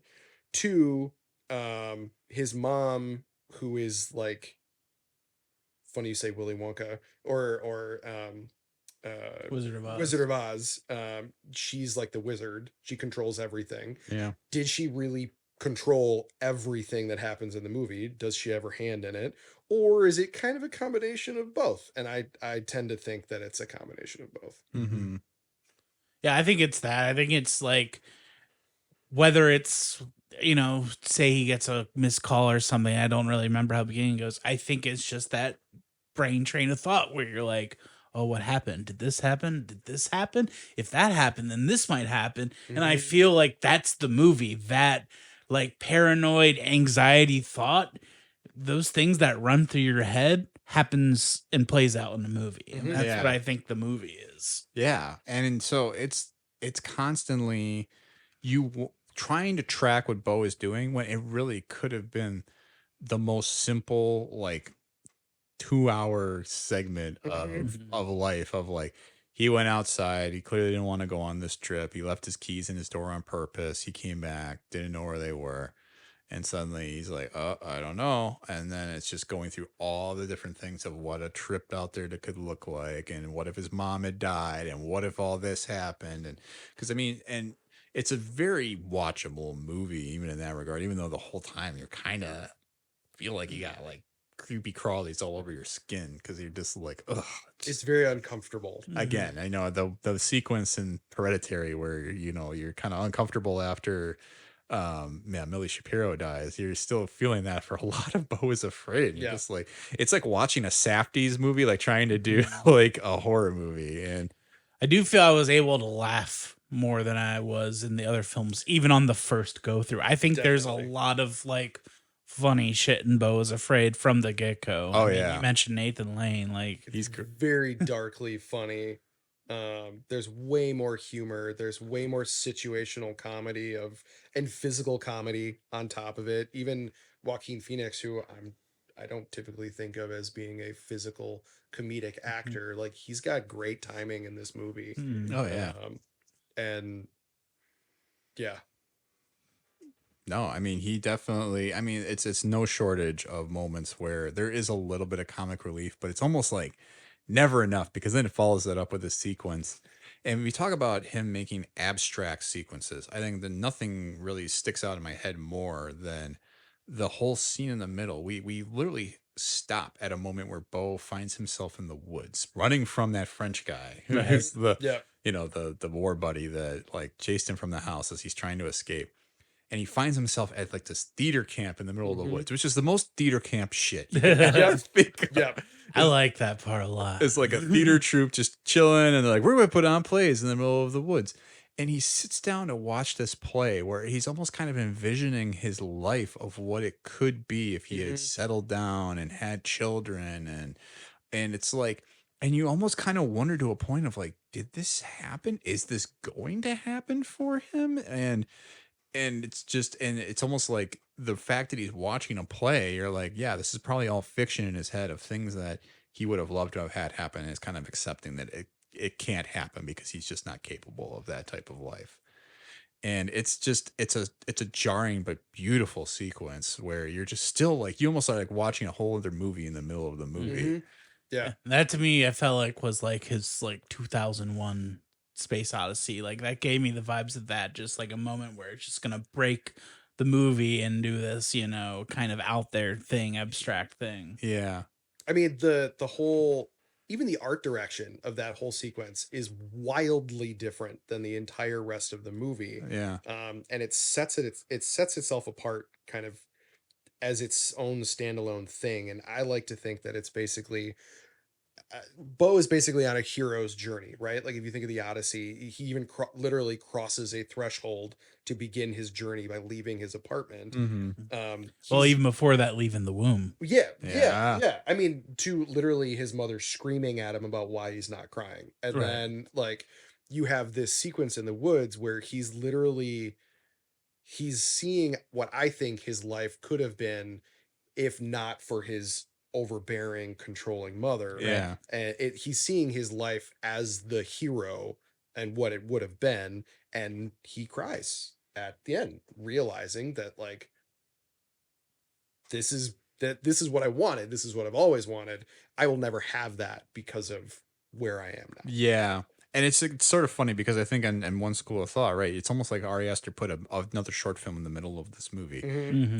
But at the same end, you know, hitting in on this idea of like, there are like so many of these monomythic like elements to this. You could teach this in a mythology class and talk about like even just all the Oedipal things that are going on with Beau and his mom. And like the fact that the whole driving force of this is that he finds out that she died after he didn't come to visit her, and he's trying to voyage to get to this funeral. And it's like, why is this such a chore to get to his house? But yeah, it is. He's like Odysseus trying to get back home. And there's all these things that happen. And man, it's just, it really, really, you're just along for the ride, just not knowing what you're watching is true. Or if he's just chilling in his apartment and like, this is all the things that can happen. Yeah. But I don't know, the ending then. You get to that he finally gets to the house Yeah. and you start seeing the tentacles of Mona Wasserman, the mother, Patty LuPone, and that's where it starts creeping in of like, did she do this? Like, did she plan this? Because Yeah. you start seeing like the Wasserman company like employee posters, and even on the first watch, I picked out like 2 or 3 faces where I was like, these are like Nathan Lane is on the poster. Oh, wow. You Yeah. have like the slasher dude that's trying to get in his apartment. He's an employee. Like, I guarantee you on another couple watches, there's all over the place. It's Is like the gonna cult be members in Hereditary. Yeah. is that like they're gonna be everywhere. These are employees of his mom, and then also that goes into like she used the nanny to fake her death. Sorry, spoilers. But But we're spoiling it all. I mean, yeah, I mean, we're kind of walking through it piece by piece, but that even that picking that employee to fake the death, I think, is another controlling aspect of Beau, because that was Beau's closest thing to a real mom, Yeah. and she hated it. Mona Wasserman hated it. Beau's real mom hated it, and I think it's on purpose that she chose that employee to die to fake her own death. Yeah. And then, I mean, we got to talk about the penis monster, right? Like, Oh yeah, I read a thing online and they called him Jabba the Nuts, and that's great. I thought that was just perfect. No but way. I hope he books more. I mean, just like the God, that whole sequence, that's another thing where you're like, we are way off the reservoir here. We are like, this isn't actually happening. This is definitely in Beau's head. We're going into the attic. This is very Freudian of like mind. The penis monster, it's not his dad. Like, her mom didn't have sex with a penis monster with spider legs. I think it's supposed to be like Beau's repressed sexuality. Right. Mhm. And then there's the twin brother, quote unquote, that's like chained up with the penis monster. I think that that's actually supposed to be emblematic of like Beau's independent self that was locked away by his mom Sure. and 'Cause is there's- withering away. Yeah, there's like homages to that or foreshadowing that because he has that dream where he's in the bathtub Yeah. and he sees his mom like kind of pulling on this other kid. Yeah. That, is he the kid? Is he the person watching? Yeah. And she puts him up in the attic. Mm. And then after that, like, he comes down from the attic after seeing the monster. And the mom is like, you idiot, that wasn't a dream, that was a memory. And you're like, that's horrible. Right. Like, you're the lengths that this mother has gone to like just smother Beau, it's not surprising that he turned out the way he did. No, I know. I mean, it's like, it is the embodiment of like sexual repression. I think that's a great thing. And then they even have him. I'm still like trying to figure out, did Parker Posey actually have a heart attack like after they Yeah. had sex? Like, Yeah. it's because it's just like, here's this moment where he's so afraid that, yeah, he's been told his whole life if he has sex, he's going to have like this heart issue because that's what killed his dad. Mhm. And, and it's like, And the whole lineage, not just his dad, but his grandfather, like every male in the line dies on first ejaculation. Like, what a way to like sexually stunt a kid. yeah, it's just crazy. And I mean, I don't know. Or did something happen to Parker Post? Did the mom plan something? We don't know because we know she was a former employee too. Mm-hmm. But yeah, the whole idea of like his mom just being, I don't know, this burden in his life. And I mean, like, what does that say about Ari Aster? I mean, I really, it's like, I don't know. He even needs to do a tell-all book. He'd be like, it's all on screen. That's Figure it out. Beau Is Afraid is a pretty like lambasting of any kind of mother figure interaction, and that's also kind of why I was making the point that like I think Beau Is Afraid has the most of Ari personally in it. Yeah. And it's interesting because he's done interviews and stuff of like, of course, everyone's going to ask him, what does this movie mean? Because it's fucking impossible to figure out what this movie means. Yeah. And his response has always been like, I made this movie to be interpreted by those who watch it. For me to give my interpretation would be a disservice to my audience. And it's funny that he says it that way, because I actually think the very ending with the trial is actually an inward look at his relationship with the audience in the background as cinema goers, because Ari's on trial. Ari Aster's on trial. He's the filmmaker. He's making the decisions. Every single decision that he makes in making this movie, other movies, any movie, is going to be put under a microscope and judged fairly or unfairly by those in the trial. And at the end of the day, I think it's very interesting that, like, at the end, they all just kind of get up and walk away, and none of it actually mattered. Yeah. Yeah, I was in the theater. I wanted to stand up and start applauding. I thought it was such a boss move just to roll credits like that. Yeah. Because I was in a theater with people who were not feeling it at first. Yeah. You know, like, and I just wanted to be like, nah, this is all good right here. Yeah, he's literally drowning at the end, right? And it's like, and it's just you just wonder, yeah, is Ari Aster, did he kind of foresee the results of this? Because this movie was his first official bomb. Yeah. It was budgeted at $35 million. It only made $11.5 million at the box office.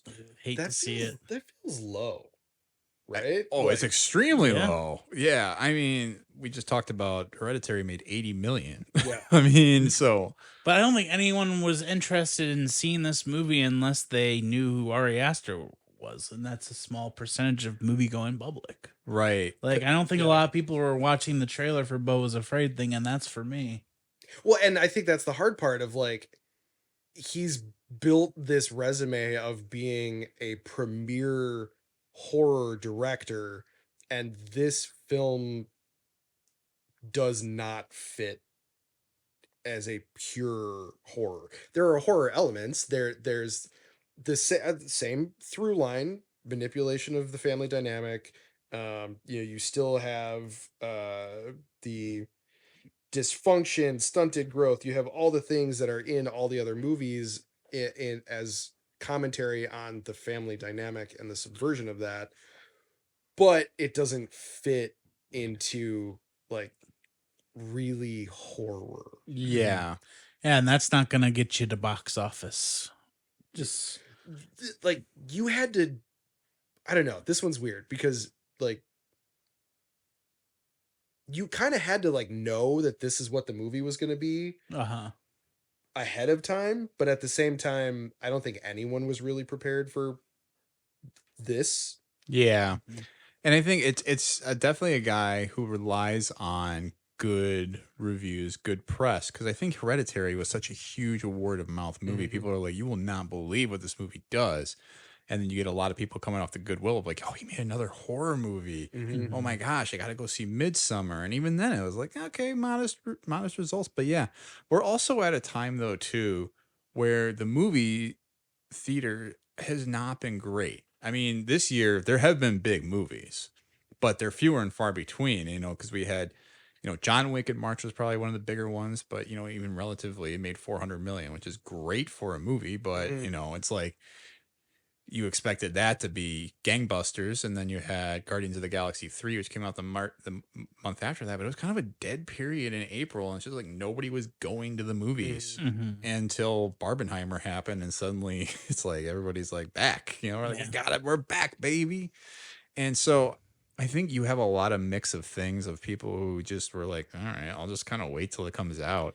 Well, that's the thing. It's about to hit Netflix, so I'm very curious. I think this movie's going to get, I wouldn't call it a second life, but I think you're going to see it talked about more because more people are going to find it on Netflix. I think its residuals are going to do really well. I mean, and this also goes back to, like, movies pre-streaming where they weren't so reliant on the blockbuster take, like, because they had the residuals, they had the after marketing, they had, you know, DVD sales and all that, or VHS prior to that. where they could pick up on the back end. And today you really have to hit a streaming service to get any of that tertiary cash flow. And I think because of that, people aren't making movies like Beau Is Afraid. It's become this has turned into a cinema rant, but it's become much more formulaic driven, or kind of dumbed down blockbusters, as opposed to something like this, which is extremely ambitious. Even if it's not for you, it's a very artistic movie. Yeah. And we're not getting a lot of those. And I think that's why a lot of people are glomming onto horror, though, too, because they want to know where the different movies are that aren't a superhero movie, that aren't a, whatever else. It's not just something that's like, yes, here's an engine where Jared Leto's going to be something bullshitty. It's like, you're going to actually get somebody who has something to say. And yeah, whether or not you're going to necessarily like it, maybe not. But it's just a different world than 5 years ago when people were running to the theaters before COVID to go and see a horror movie. Right. And it's, and I think, again, whether Beau Is Afraid is a horror movie is up to it. I think it's more psychological, anxious thrill ride, but it's something. Mm-hmm. But I guess the big question then is, so where does Ari Aster go from here? What's next in his book? A Western, apparently, right? Is that the thought? Yeah, I thought it was some sort of Western. Ooh. I would really like to see an Ari Aster Western. I feel like he's so good at like taking the expected from a movie style and kind of giving it to you, but in his own way, and then twisting it to fit his narrative. And I feel like there's so much room to play in a Western that it would just be like him in a sandbox. Just have at it. Yeah, I think we're in coulda, woulda, shoulda territory for sure. We are. And I'm gonna say mine real simply. You do you, Beau. Cause I like what he's doing. I don't want to be like. I guess if I was gonna pick something, I'd say, look, I don't want it anytime soon. I want you to make a bunch of movies, but throw us another horror, like straight up horror. Give us one more. Yeah. I don't need it anytime soon, but I want at least one more from you in the vein of Hereditary. But I don't want to be like, I want him to do this. I don't want him to do that. I'm excited to see whatever he wants to do. Yeah. Yeah, definitely. And I think that's something that Jordan Peele has kind of glommed onto as well, because even if you look at a movie like Nope, you kind of come in expecting a horror movie, and there's unsettling, scarier elements, but that's not on a horror movie all throughout. The scariest stuff is not even the alien related thing. It's the stuff with the chimp, right? Like, Nope's so good. it is a good It took me a few, always liked it, but man, that's a great movie, I think. Yeah. I think Peele's got another trilogy right there he came out with Get Out, which is fantastic. It's really tight. Us, that's my favorite of his three. That one I think is more pure horror. That one was just really, really good. And I liked Nope. It wasn't my favorite. But I think that kind of ties into the trilogy here of I didn't love Beau Is Afraid. I didn't dislike it. But what it emphasizes is I want to see Ari Aster taking risks in movies. Yeah. And I don't really care what it is, but I want to watch it. Yeah. He's definitely become a director now, I think, where it's like, if you have seen his work, you're probably going to want to see the next thing he does. Definitely. He's go ahead. Got like a Fincher thing going for him right now. And David Fincher's kind of in the zeitgeist because he's got The Killer coming out very shortly. But Tomorrow on Netflix. Is that right? Yeah. Ooh. I'm excited. Again, talking about the state of cinema. We have this big movie from this director who's directed, I would say, he's kind of laid the path a little bit for Ari Aster. David Fincher did. For sure. Yeah. And because none of his movies are outright horror, but they have very spooky elements. Yeah, they have elements. They are very dark dramas and that have some humorous things to them. But sorry, Fred, what were you saying? I was just gonna say, I don't remember the exact gist of it. I was just gonna say I don't want to see an Ari Aster movie come into Netflix, straight to Netflix, because on my second rewatch of Beau Is Afraid, I was like, this is good, but it does not hit like it did in theaters. I mean, here's the hot take. I don't think either of these movies hit the same way they hit in theaters. True. There's something about seeing these movies on a big screen, especially when you have, because one of the biggest things I noted about Hereditary, and I made the mistake of watching it with like a light on here, and you can't do it. No. You're No. missing so much, because what makes that movie so good is noticing things in the background while you're on a still scene for like 3 minutes, and suddenly you notice somebody's moving around, and you're like, oh, God, and it makes your skin crawl. Yeah, it's what's in the background is what's Yeah. important. And I think that's the thing. These are movies that are meant to be watched in a dark setting with no distractions. It's just you in the movie so that you really take in what he's trying to show you. Mm. So yeah, I would love to see another horror movie out of him. But I think at the same end though, too, if he's willing to take another swing and be like, yeah, I got a Western in my pocket that I really want to show you, like a really like kind of dark version of the West, sort of like a Deadwood of some sort, you know, maybe a little less, it's a little fantastical, but still. Yeah, I get you. But I'd also love to see him try something that just is a little bit different, like him do something like a John Wick, where he is kind of trying something more action and start putting those chops to the test. Like, I'd love to see him do a long sequence in a room, kind of like the Daredevil, like fight in the hallway scene, right, where he's just working his way through guys, because that show was filmed so beautifully, and man, I don't know. I just think he could bring something to that. Any other coulda, woulda, shouldas you guys want to share? No, I do want to see. He produced that new Nicolas Cage movie, and that's another thing. He's like doing more producing stuff, and I'm curious to see what that looks like. Him kind of taking the producer seat. It's the What new movie is that? I don't remember the name of it, but I know the plot is that Nicolas Cage is some sort of professor who starts appearing in people's dreams. Oh, is it Dream Scenario? Yes, that's it. Yeah, there you And go. that's produced by Ari Aster. So that's another thing I'm excited to see, the kind of projects he's going to put his name behind. It's interesting that he's doing that too, because that's like Sam Raimi did that, where he had his director movies and then he moved into a producer role. He still like threw a little flavor on it, but he wasn't like calling all of the shots. Exactly. And you can see that flavor, like when I told you that plot. If I told you that was the next plot of the next Ari Aster movie, you'd be like, yeah, that sounds like like an Ari Aster movie. Yeah. Nicolas Cage, it sounds like someone who would be the lead of an Ari Aster movie. Like, Yeah. Yep. Which, oh man, I would love him to direct Cage just to see what he could do with them. oh, for sure. The range of emotions, Yeah. which is a perfect transition, I think, to talk about our power rankings for this week. Yeah, we're clicking, baby, which is the top 3 performances in this trilogy. So we didn't spend a lot of time on the cast, but now it's time to throw down who are your performers.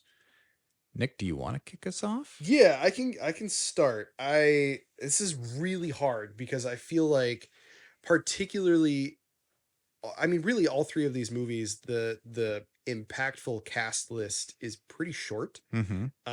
And they all nail it. Mm-hmm. Like good, bad, or otherwise, they all nail it. Yeah. And like everyone, I feel like with Hereditary, everyone talked about Toni Collette.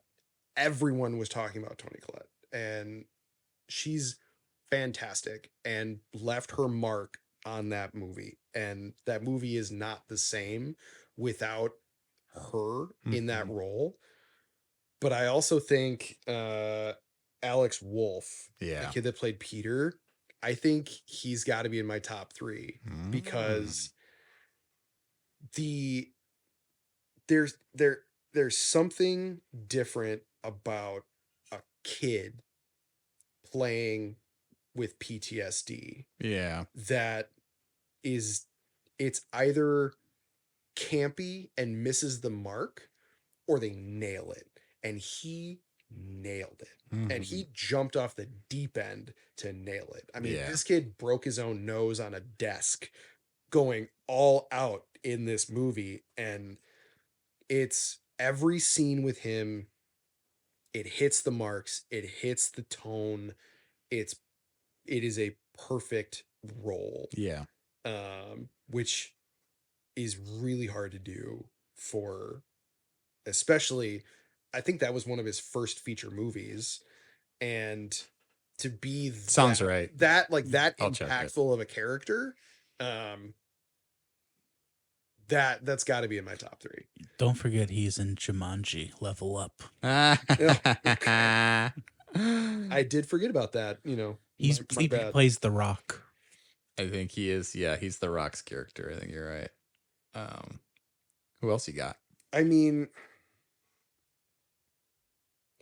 it's hard because, like,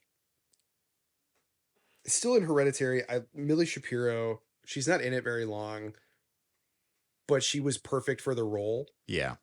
I can't think of anyone else in that role, and I think that speaks to just how perfect of a casting it was. I can't put her in my top 3 just because there's just not enough there to really put it up that high. I think these are in no particular order, by the way. I think number 2 is going to be Joaquin Phoenix. Yeah. Because, oh man, just the level of anxiety and just the little ticks and the just real weight that he threw into that character is spectacular. Yeah. And yeah, he's definitely in the top 3. Of course. I also want to say Florence Pugh. I feel like that's a little bit of a cop out for number 3. She was excellent in Midsommar. I feel like personally, I felt she gave the best performance of that movie. If I were not picking Florence Pugh and getting one actor from each movie, then I think I would go back to Toni Collette. Yeah. Just because it was just a sensational performance. I mean, yeah, it was an Oscar-worthy performance. Yeah. There's no question. Those are good picks. Fred, what do you got? So yeah, I'll jump off of what you just said. I would put Toni Collette as my number 1. For me, it's the second time she's given an Oscar-worthy performance in a horror movie that got overlooked. I think this, and again, I'm going to bring up Sixth Sense. She's got that great scene in the car where Haley Joel Osment's telling her about her mother. Mm-hmm. Again, Hereditary and Sixth Sense are very similar movies. Yep. And I'm seeing it now. Right? So that one is number 1 for me, definitely overlooked. I'm gonna do a Pugh for number 2. Oh. Florence Pugh for number 2. And I almost wanted to share number 3, like 2 actors, but I'm gonna give it to Nathan Lane because he comes in and just, I know he's doing the Nathan Lane thing, but I have never laughed so hard when like Beau's freaking out about like having to get home, and he's like, "But you have got to rest, my brother." Just the way. But in a perfect world, I'd share 3 because they're just my guys. Nathan Lane and Richard Kind can share the third part. Because Richard Kind being menacing works. That phone call, I felt like someone was being stern with me, and I was just watching. Yeah. Oh man, those are great. I mean, it's pretty. Every day, your mother cannot rest her soul until you get back. Just like all of that. Like, we're waiting, Beau. Yeah, he's just channeling that same energy he's got. He plays a good role on Big Mouth too. It's just it's so good. I mean, it's hard to pick anybody else other than you guys brought up. I think I would.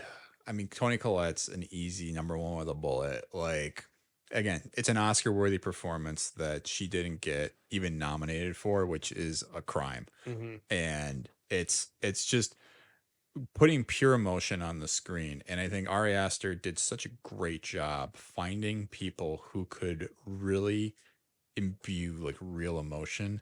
And like her response to her daughter dying is like some of the most heartbreaking stuff you'll ever hear, because you can just hear it. It's like it feels so real. And to that point, number two, I think I also would go with Florence Pugh and say she's also like lost people who mean a lot to her, tried to fight for these people or her sister, and felt like not only that she failed, but also like, okay, now I'm also like deeply wounded to the point of like, how do you go on? And she is the worst person in the world to lean on. Yeah. But yeah, I guess number three is hard, because I did kind of want to go Nathan Lane. He's definitely an honorable mention. He's so good in that. And it's like a good year for Nathan Lane, especially when he came back in like Only Murders in the Building, and he's doing some really good work in there. I think I would have to give it to probably Alex Wolff as well. And because Alex Wolff's just become one of my guys. When he shows up, he's good. His first movie, by the way, or his first like real feature length, was not Hereditary. It was The Sitter, starring Jonah Hill. Oh, wow. Oh, jeez. It's a small role in there. That movie is David Gordon Green, right?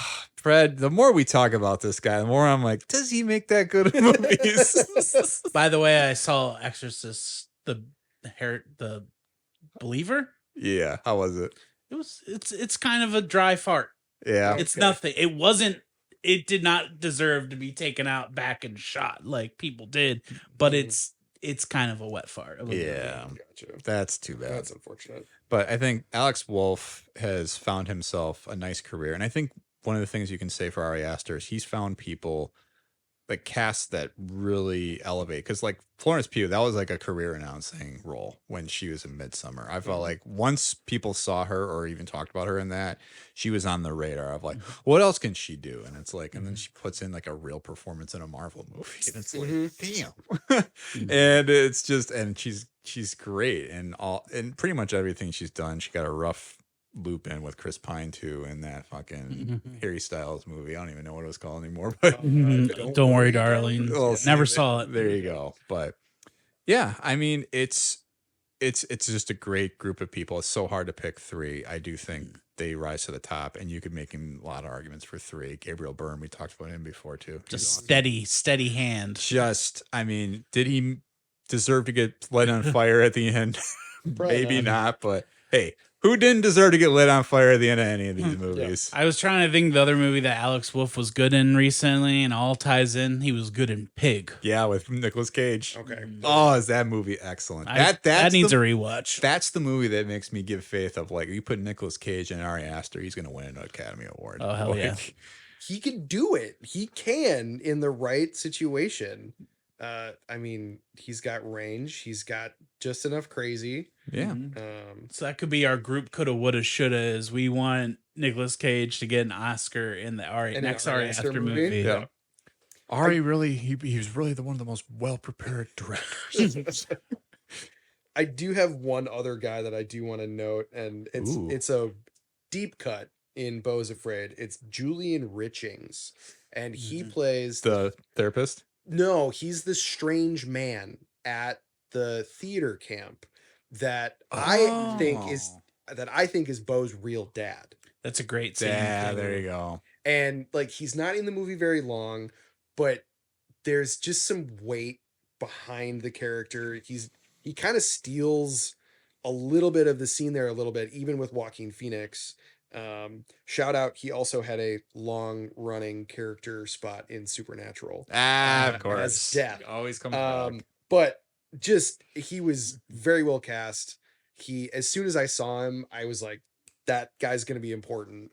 So, got to throw out there for that. I did think you were going to say the therapist, which I do like, from Dune. Yeah. Yep.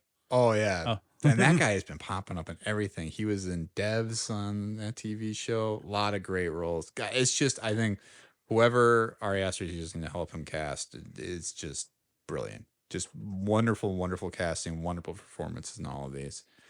Really excited to see where he goes. I think it's such an early part of his career. Only 37, and then that's really sticking in my craw. So I think that gets us to the end of the episode here, guys. I think we've said more than I thought we were going to say about the Ari Aster movies, but I think that's because they are rich texts. There's a lot that's in these. I think we could have gone on for another hour talking about them, but that there'd be more time for that if we ever have more installments. Before we go, though, anything that you would like to plug? Nick, if you want to start with anything you would like to. Nothing really to plug right now. Kids, you better be sleeping. If you're listening this far, that's pretty much this it. is not the episode they should listen to. No, definitely not. Fred, anything for you? just gonna let you plug the cast for us because that's all I got going on right now. No, that's all that I think I'll even share myself. State of the Franchise podcast with Fred and Tom. We're on Facebook, Twitter, Instagram, Threads, kind of YouTube channel. Come find us out there. Send us an email at stateofthefranchisepodcast@gmail.com. If you have any questions or quotes for the show, leave us a review. 5 stars, please. And subscribe if you haven't yet. We got episodes every other week right now. And stay tuned for next time, where we'll be talking about the MCU. Well, in a very abbreviated way. We're going to do a little draft. So stay tuned for then, and we'll see you guys next time. It's charge my phone, drive, listening to you. And what they taught you about will